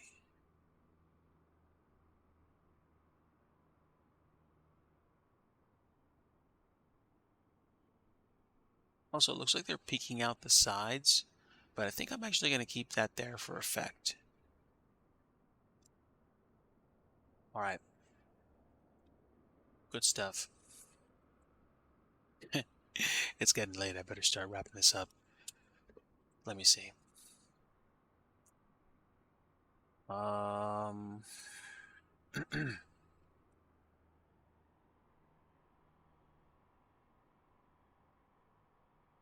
am I missing? Well, probably texture. So let's get to work. I'm going to save this.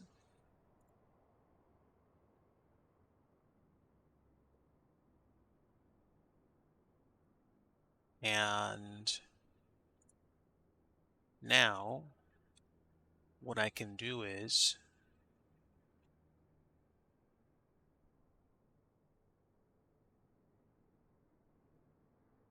grab individual pieces and texture them. So if I want to do this really quickly, I can use my existing textures.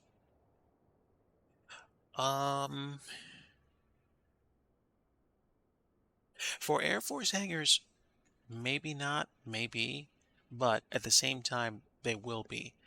For right now, I'm probably not going to add them to the basic model, and then when I come back to another revision, I'll probably add them in. I'm looking for the texture packs that I have to apply them.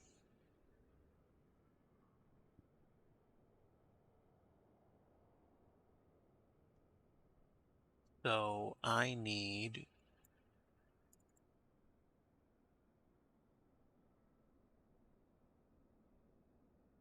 there we go. I need corrugated metal. So I need that. Do I need ambient occlusion? No. The color, the height, the roughness map, and the normal.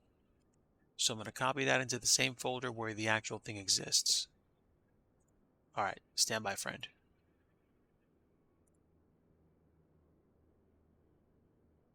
We'll figure this out.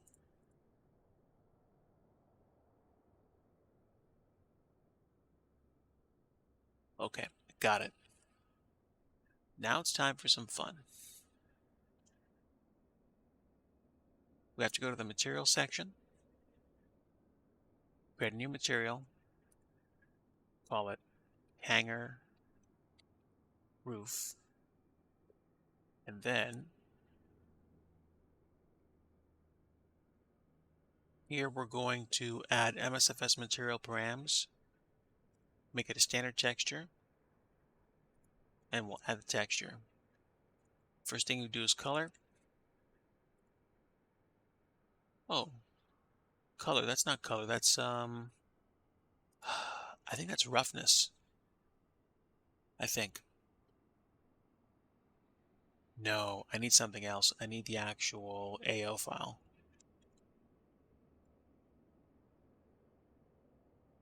I need this. Okay, so it looks weird. So we're going to do something. We're going to go to UV editing. We're going to go in material mode. And we're going to select the textures on here and hit the U button. Now, technically what's supposed to happen is that it's supposed to actually arrange them in an ideal way, but this is a complex shape. So we're going to tackle this in parts.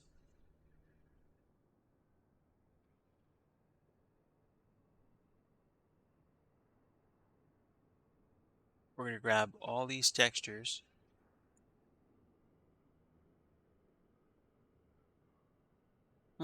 Looks like a few pieces were lost here too. I might redo this in my spare time, but we'll figure it out. Okay. Here goes. Take them and scale them.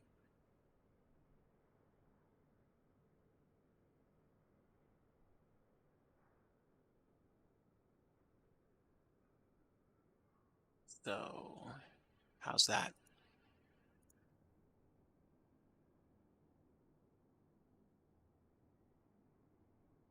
That's not too bad. That's not too bad. Now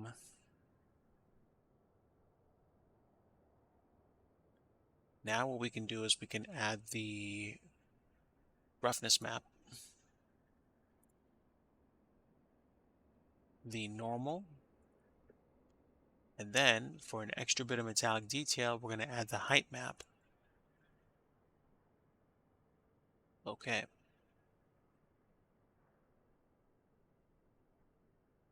It is hard to see, but essentially we made it appear bumpy. What if I do this? There we go. That's a little easier. So we're going to take the sides now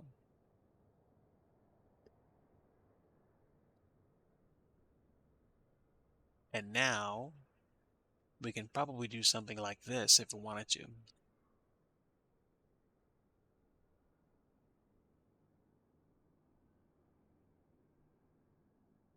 So the side has that kind of like cross section of a piece of metal look.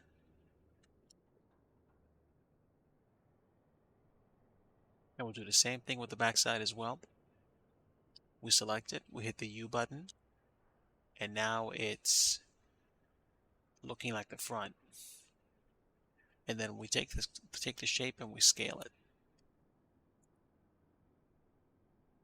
And there you go.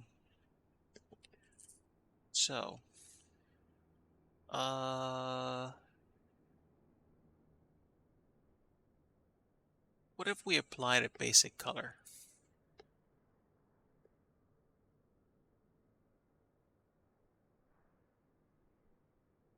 Like maybe a red.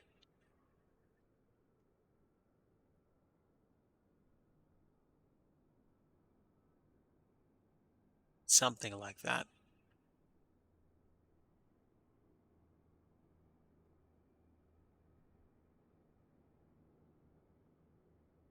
Yeah, that's not too bad. Huh, who knows? Maybe I'll use these for skylights of some kind. I'm not worried about it being perfect for the sake of tonight, but I will be working on something like this throughout the week. What I'm probably going to do is take the sides and use metal on them as well. So that's the next thing we'll do. We'll take the sides and call these hanger walls.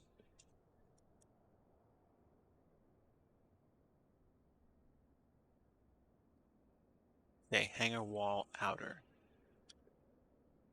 And same thing. Take this. We're going to apply the same texture.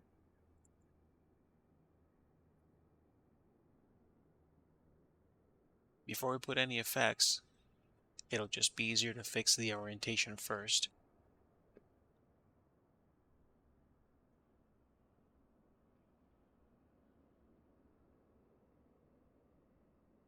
Oh, never mind. Oh, it's the way it wants to be. Okay. So we'll take you, and you, and we will rotate you by 90 degrees. And now I can scale this piece.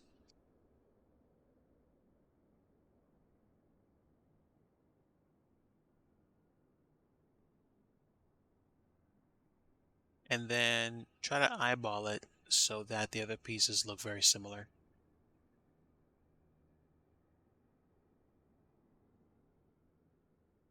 And if they don't, that's fine too.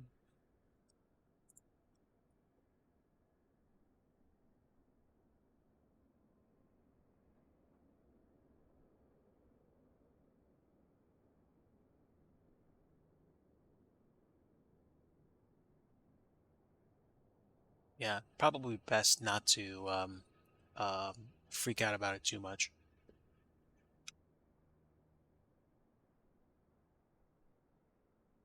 Yeah, so that's good enough. Very similar idea. And gotta apply the same stuff to it. Roughness, normal, and a height map.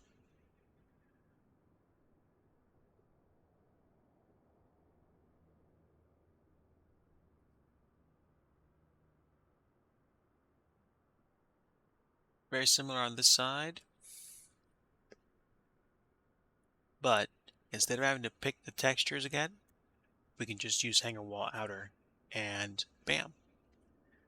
All we have to work on now is the texture orientation, which saves a step.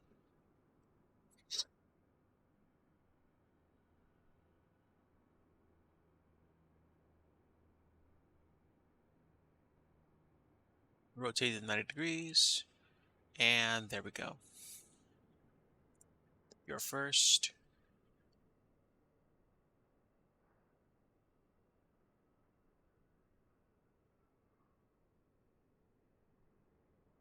How do you look in comparison to you? That's not bad. I think we need more.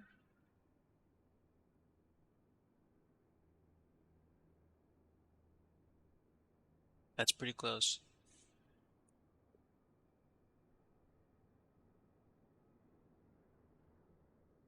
I mean, by all means, if you want to focus on nailing a building or something like that for your Payware airport, you're going to take more time on QA. But right now, for the sake of showing us to you, I'm just, I'm omitting a few steps or several. But let me pick this.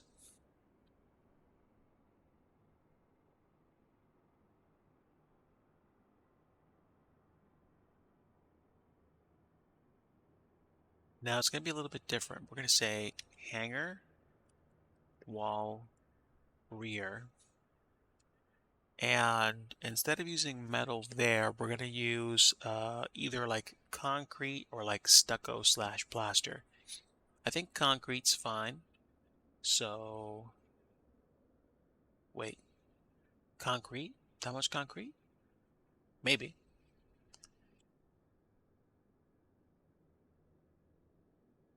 I'm going to have to find some. And I'm going to go to my texture folder.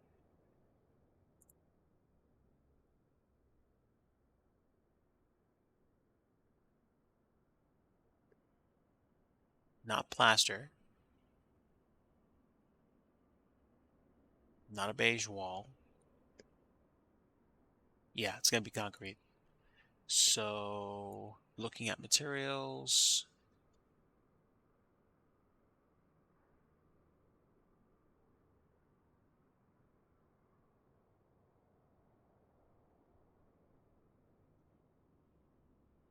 Probably patchy cement.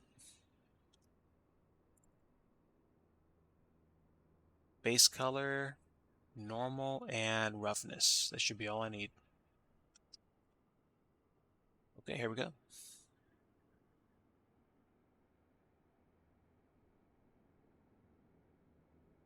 There's the base color. And if I grab the textures,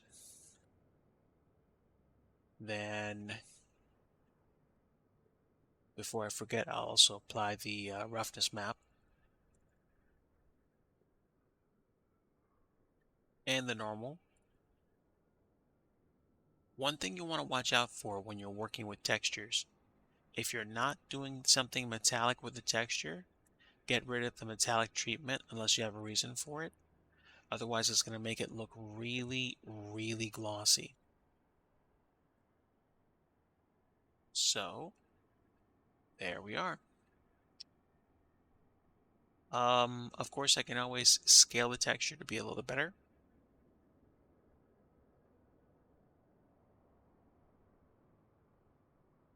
And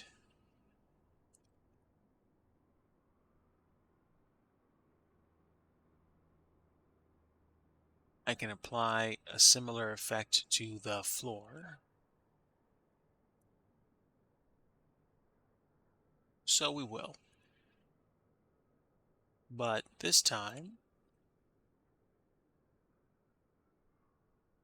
I can scale this.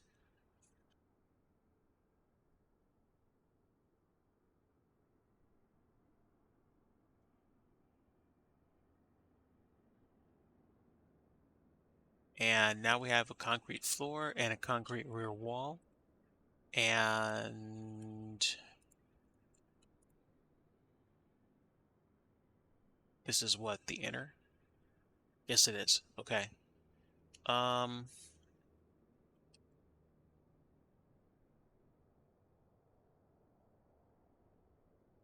me choose hanger roof. And we're going to pick a different, oh, we're going to, no, wait. We should see the albedo color, so I'm wondering why it's not showing up. Oh, wait, hold on. There we go.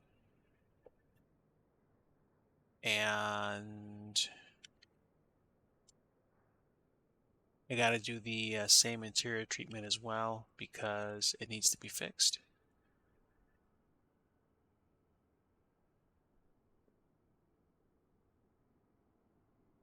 Really? Oh, hold it.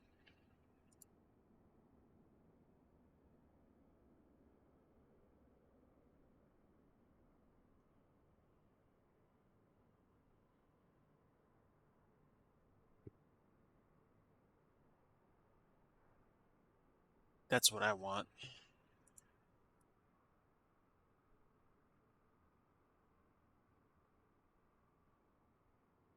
There we go. That's a lot better.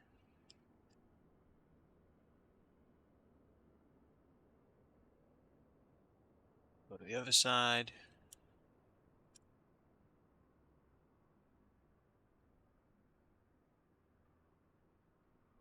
Not sure why textures behave this way, but they do.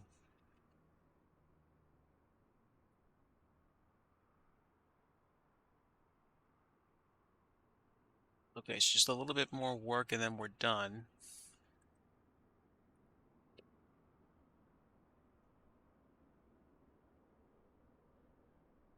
We did the work on the outside for the wall, but not the inside. So we'll fix that.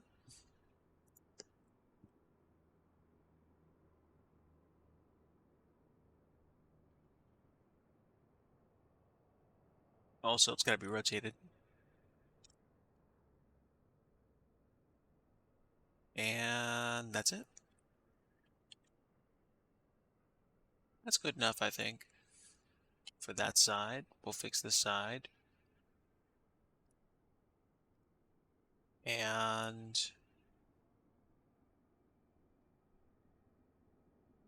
is that good enough for that side too? I wonder.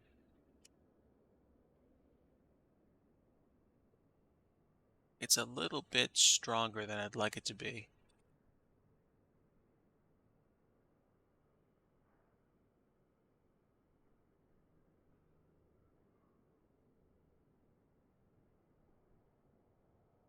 That looks about right.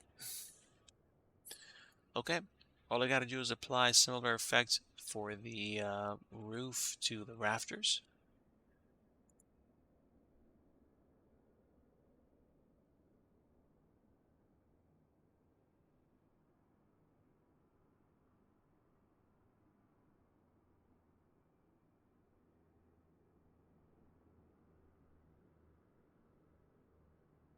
All right, let's do an arrangement. Oh no, that's not going to work at all. Okay.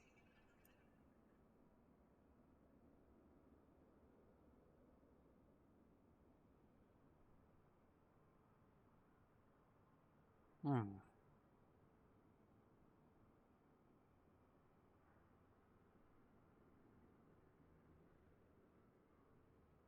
Why isn't why is that not working the way I wanted it to? Hmm. That's a little weird. Okay. Patience, DIGI, patience.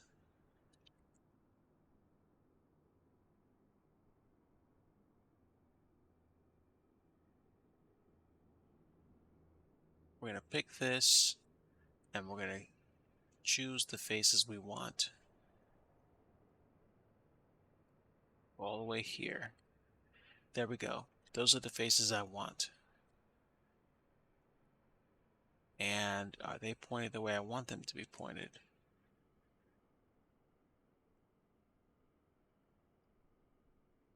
I think the orientation of those metal ridges is incorrect, but again, probably a future revision. Right now, though, looks a lot better on the inside.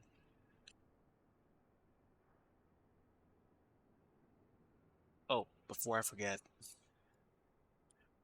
No, yeah, that metal has what I wanted to have. And now I'm probably going to choose the hanger roof material for the rafters. And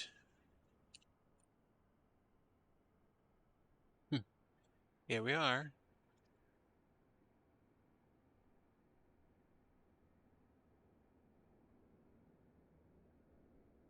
Let's see, can I match that up to the wall, to the ceiling?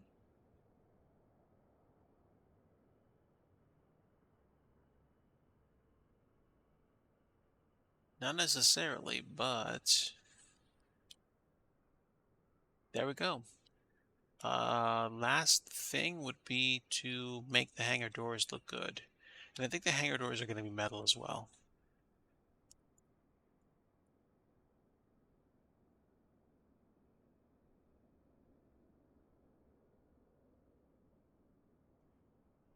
So we'll pick hangar wall outer for all of these.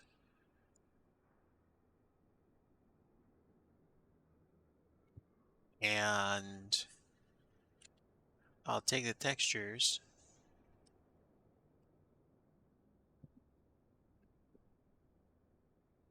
and then rotate those textures by 90 degrees.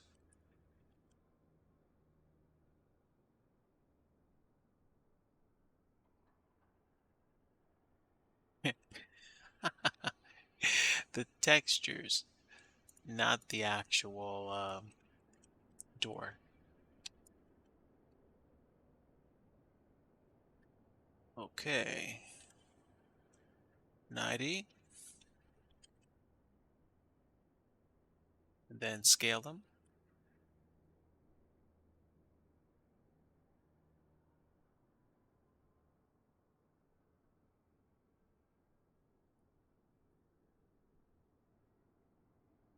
Same thing for levels 3, 2, and 1.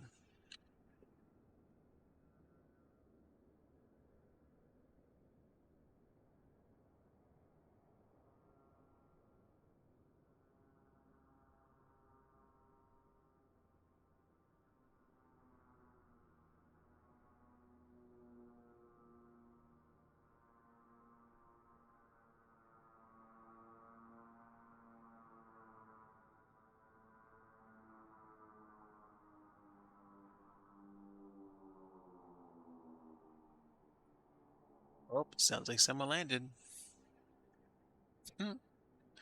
That's neat.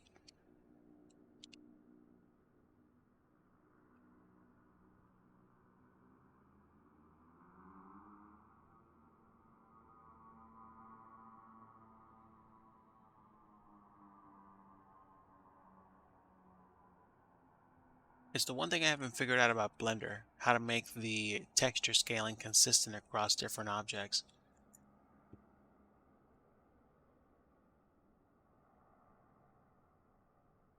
But, almost home.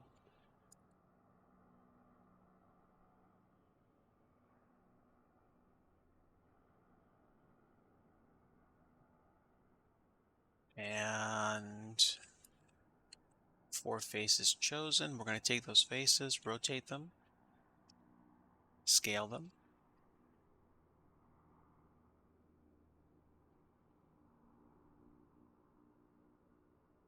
and there we go. Could be a little bit better.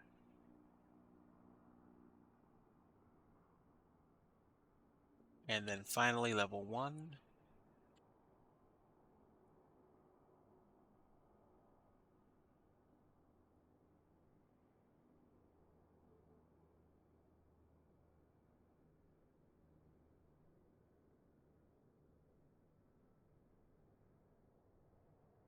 And There we go. Rotate the faces, scale them. They look supremely inefficient.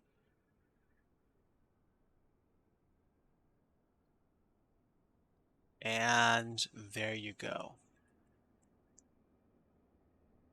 So it does not look like much right now, but it is a thing.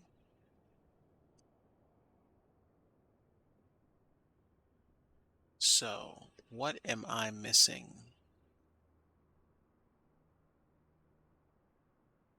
Oh, I think I also solved the mystery of the other stuff that I had. Oh, I know what happened.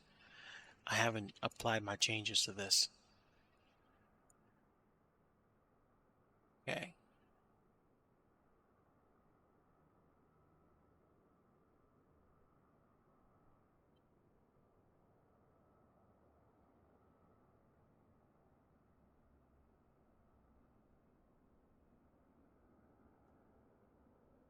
Oh, hold on.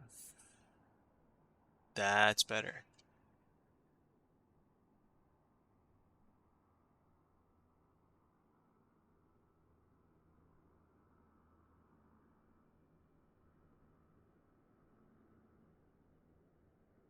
Like a proper patch of metal. I'm gonna have fun with that for now. Um, so the simple fact is this kind of belies the shading and the effect work that's going to go into things like concrete texture and metallic reflections, stuff like that. But while I'm here, let me go ahead and affect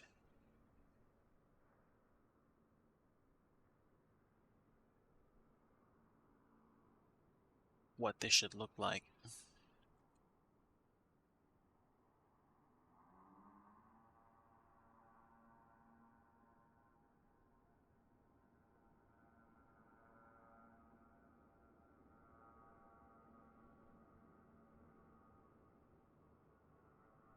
I think I'm good.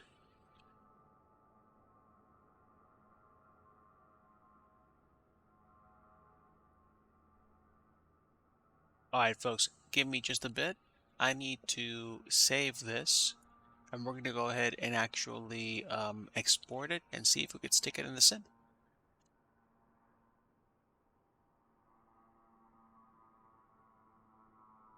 So we'll call this revision 2.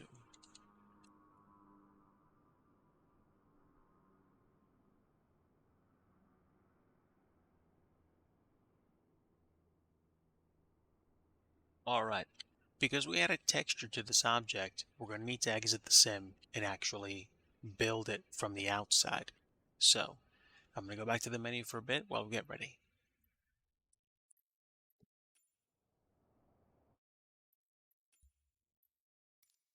Here we go.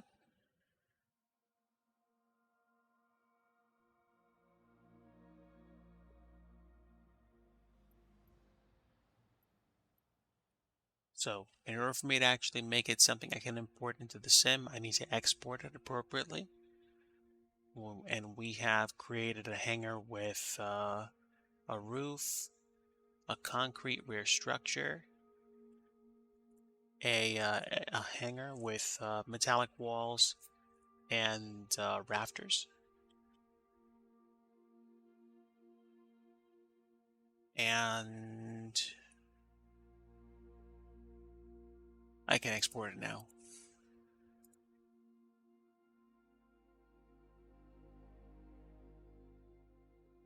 All right, stand by.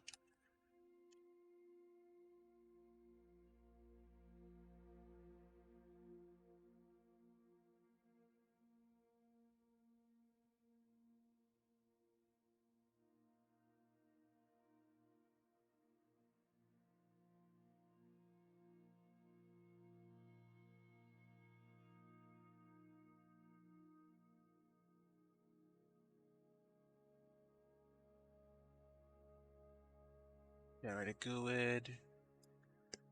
Put the textures in a texture folder. And we will remember export settings. So I gotta take my textures and put them in a texture folder where I'm building things.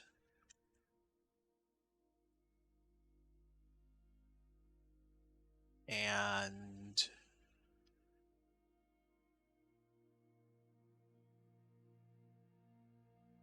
there we go. I think we should be ready now.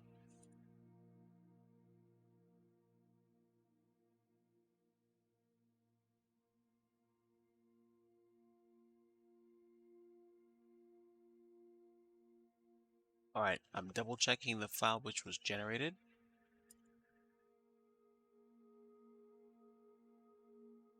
Okay, so far so good. Keep in mind that because of the way we generated the textures, there may actually be significant shimmering or uncaught errors, which we'll see in the sim, but it should build fine. We're going to take the files we generated and we're going to move them to the folder, which means we definitely need to quit now. All right, so back to our old friend Silence while we go ahead and grab these files and go to the old Charlie Zulu Victor Lima package, scenery, model lib, and now we're going to create a new folder called, let's see, Charlie Zulu Victor Lima project hanger. We're going to dump the files in.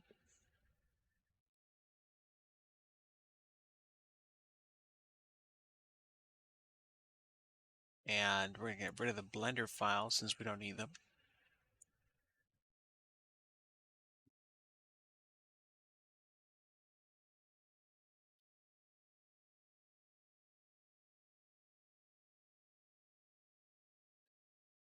And where are we? Good, good. Bye-bye Blender files, and we can move the JPEG and PNG files out of the main folder and put them in the texture folder.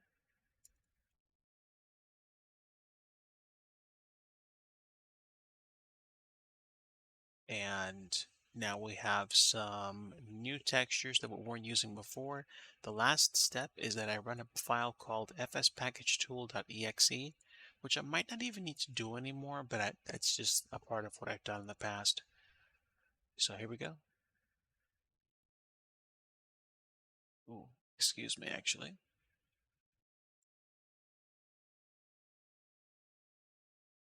Okay. I just took the XML file and I'm running it through the outside builder, and we're going to see whether or not we can run into any errors.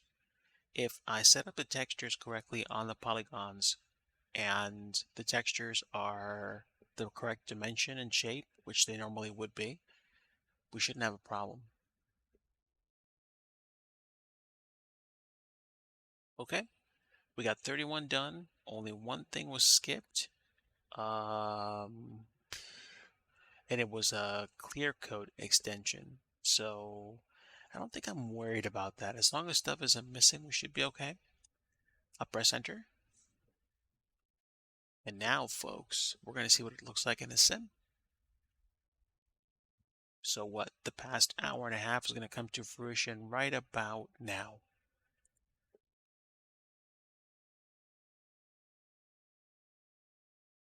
We'll say goodbye to Blender for the evening. And now we will reload into MSFS.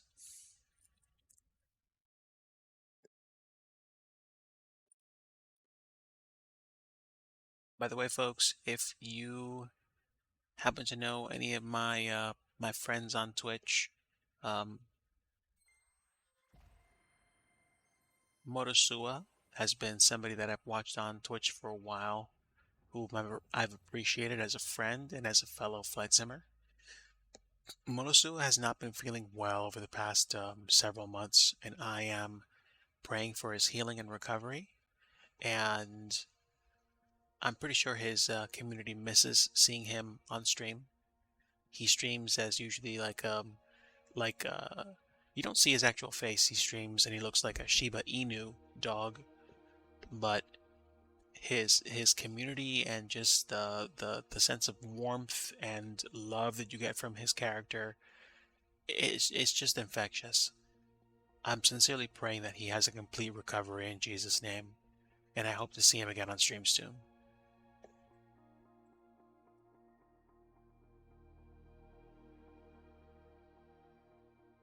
And hopefully tonight we will be able to put our new hangar building at the scenery, and then we can take one more step towards a finished product for somebody that was asking for one.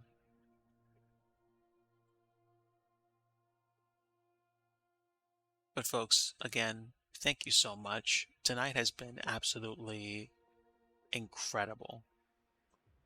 Thank you for being here, for lurking, for saying hello, for the subs, for the gifts. I'm just I'm privileged to have you all here. All right, let's pick the same. What was it? Was it this parking spot? Let's pick the same spot.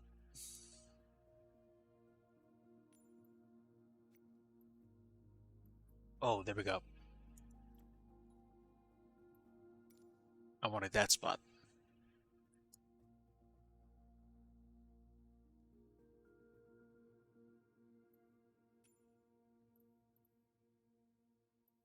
And let's go.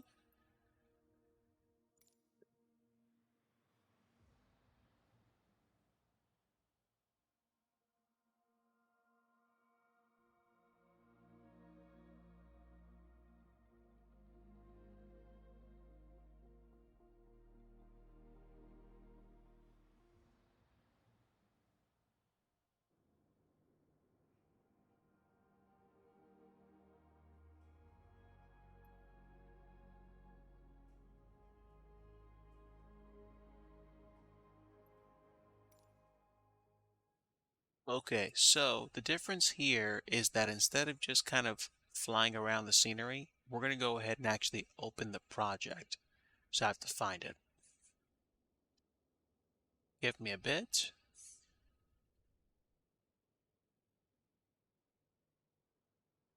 And we're going to go to 4 terabyte. And we're going to go and look for my file.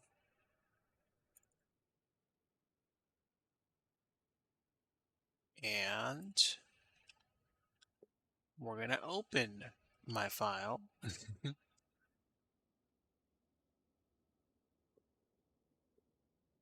Shouldn't take too long. We're not really changing much.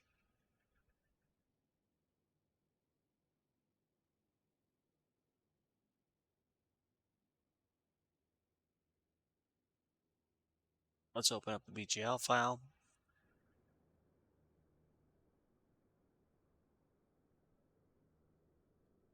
Interesting. It's asking me whether or not I want to convert the terraformers to use the new, more precise system. I'm going to say cancel for now because I don't care about them per se. I think we're talking about the polygons that I use to flatten areas where I put buildings. Some areas. So I'm not worried about that. Let's see. Where would I put the hangar that I just built, which is humongous? Well, where else? But like right here. Here goes, folks. We're going to go into my scenery folder, my scenery library, which should be Edmonton. And there's the project hangar. To preview it, we can do one-click placing. And we'll see whether or not it crashes my sim. No, it doesn't. Okay, great. So it didn't, and this is basically the size that we determined it would be.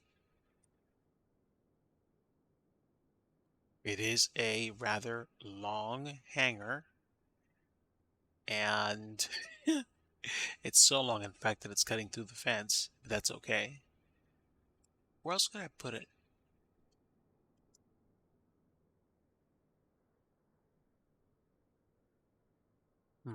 Don't know where else, but here we are. I'm going to rotate it a little bit.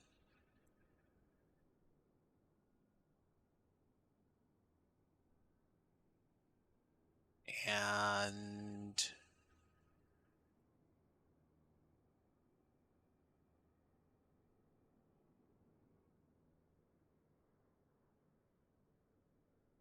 well, if I was putting it right next to the taxiway, which I wouldn't, I could do this.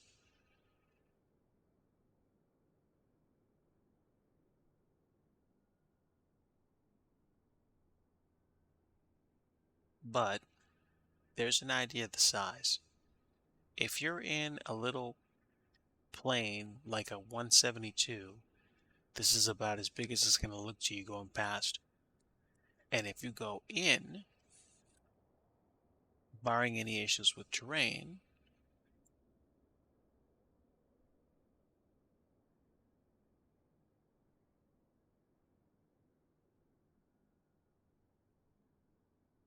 that's what the hangar would look like on the inside. However, there's one problem. Right now, the hangar is kind of off the ground. So I need to find some place I can put this thing where it's going to be wide enough to fit. Unfortunately, I think the particular layout of this airport means that it's not going to happen. Unless, of course, if we made it a, appropriate Air Force hangar, which we could get away with putting anywhere, we could probably put it out here.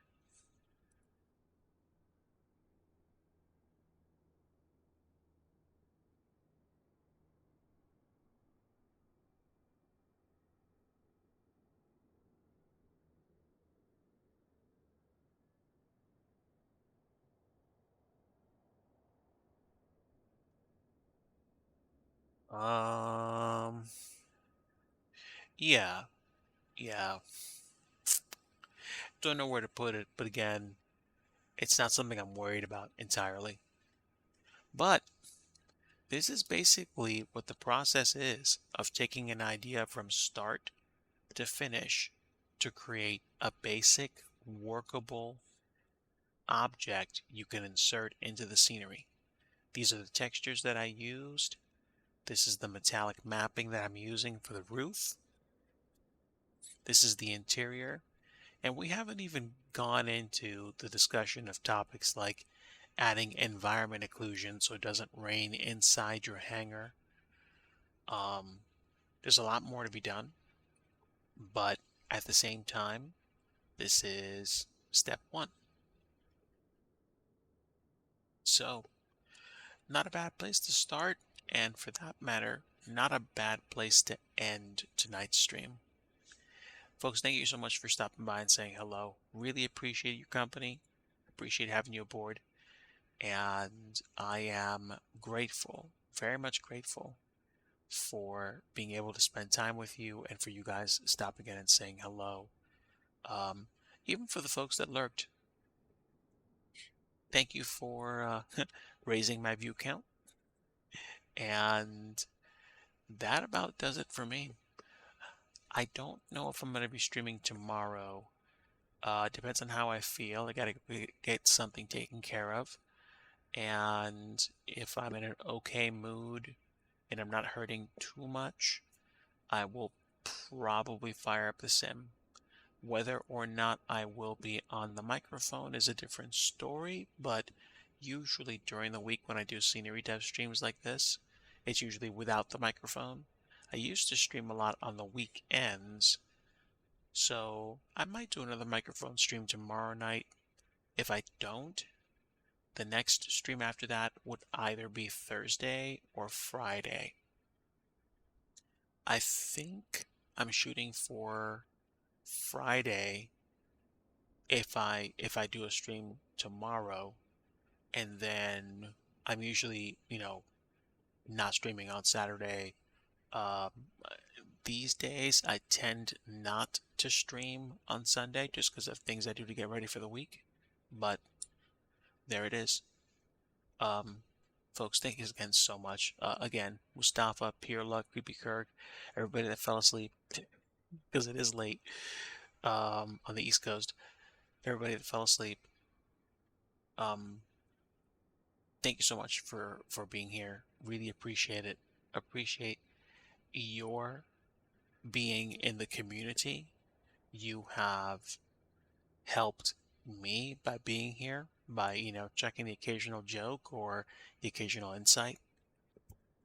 And I pray you have a great rest of your night and a great Wednesday. Like I said, I plan on streaming at least one more time this week, either tomorrow, Thursday, or Friday. Likely tomorrow, unless I'm hurting, and probably late Friday night, and then we'll see what happens. And I'll probably get back to the other project that I was working on for Plymouth Municipal Airport to do some more dev, and then we'll see where we go from there. I think the next thing I need to do is to get probably better texture sets so that I can texture my buildings better, or start learning how to create my own textures using the materials that I have, like the software that I use. So, is there even anybody on right now that I could send you folks to? I don't know. Because, like I said, it's just past 2 a.m. here. Oh, I know exactly who we can say hello to. There are a few people that are here. There's Ideological, who's doing a mock commercial check ride, and New Skies is doing a flight. So let's go say hi to New Skies real quick, and then we'll part ways for now. So let's set up the raid and sit tight. Folks, again, much love to you, and like I always like to say, if you don't have peace, you need to know the Prince of Peace, and that is Jesus Christ. Take care, folks. We'll see ya.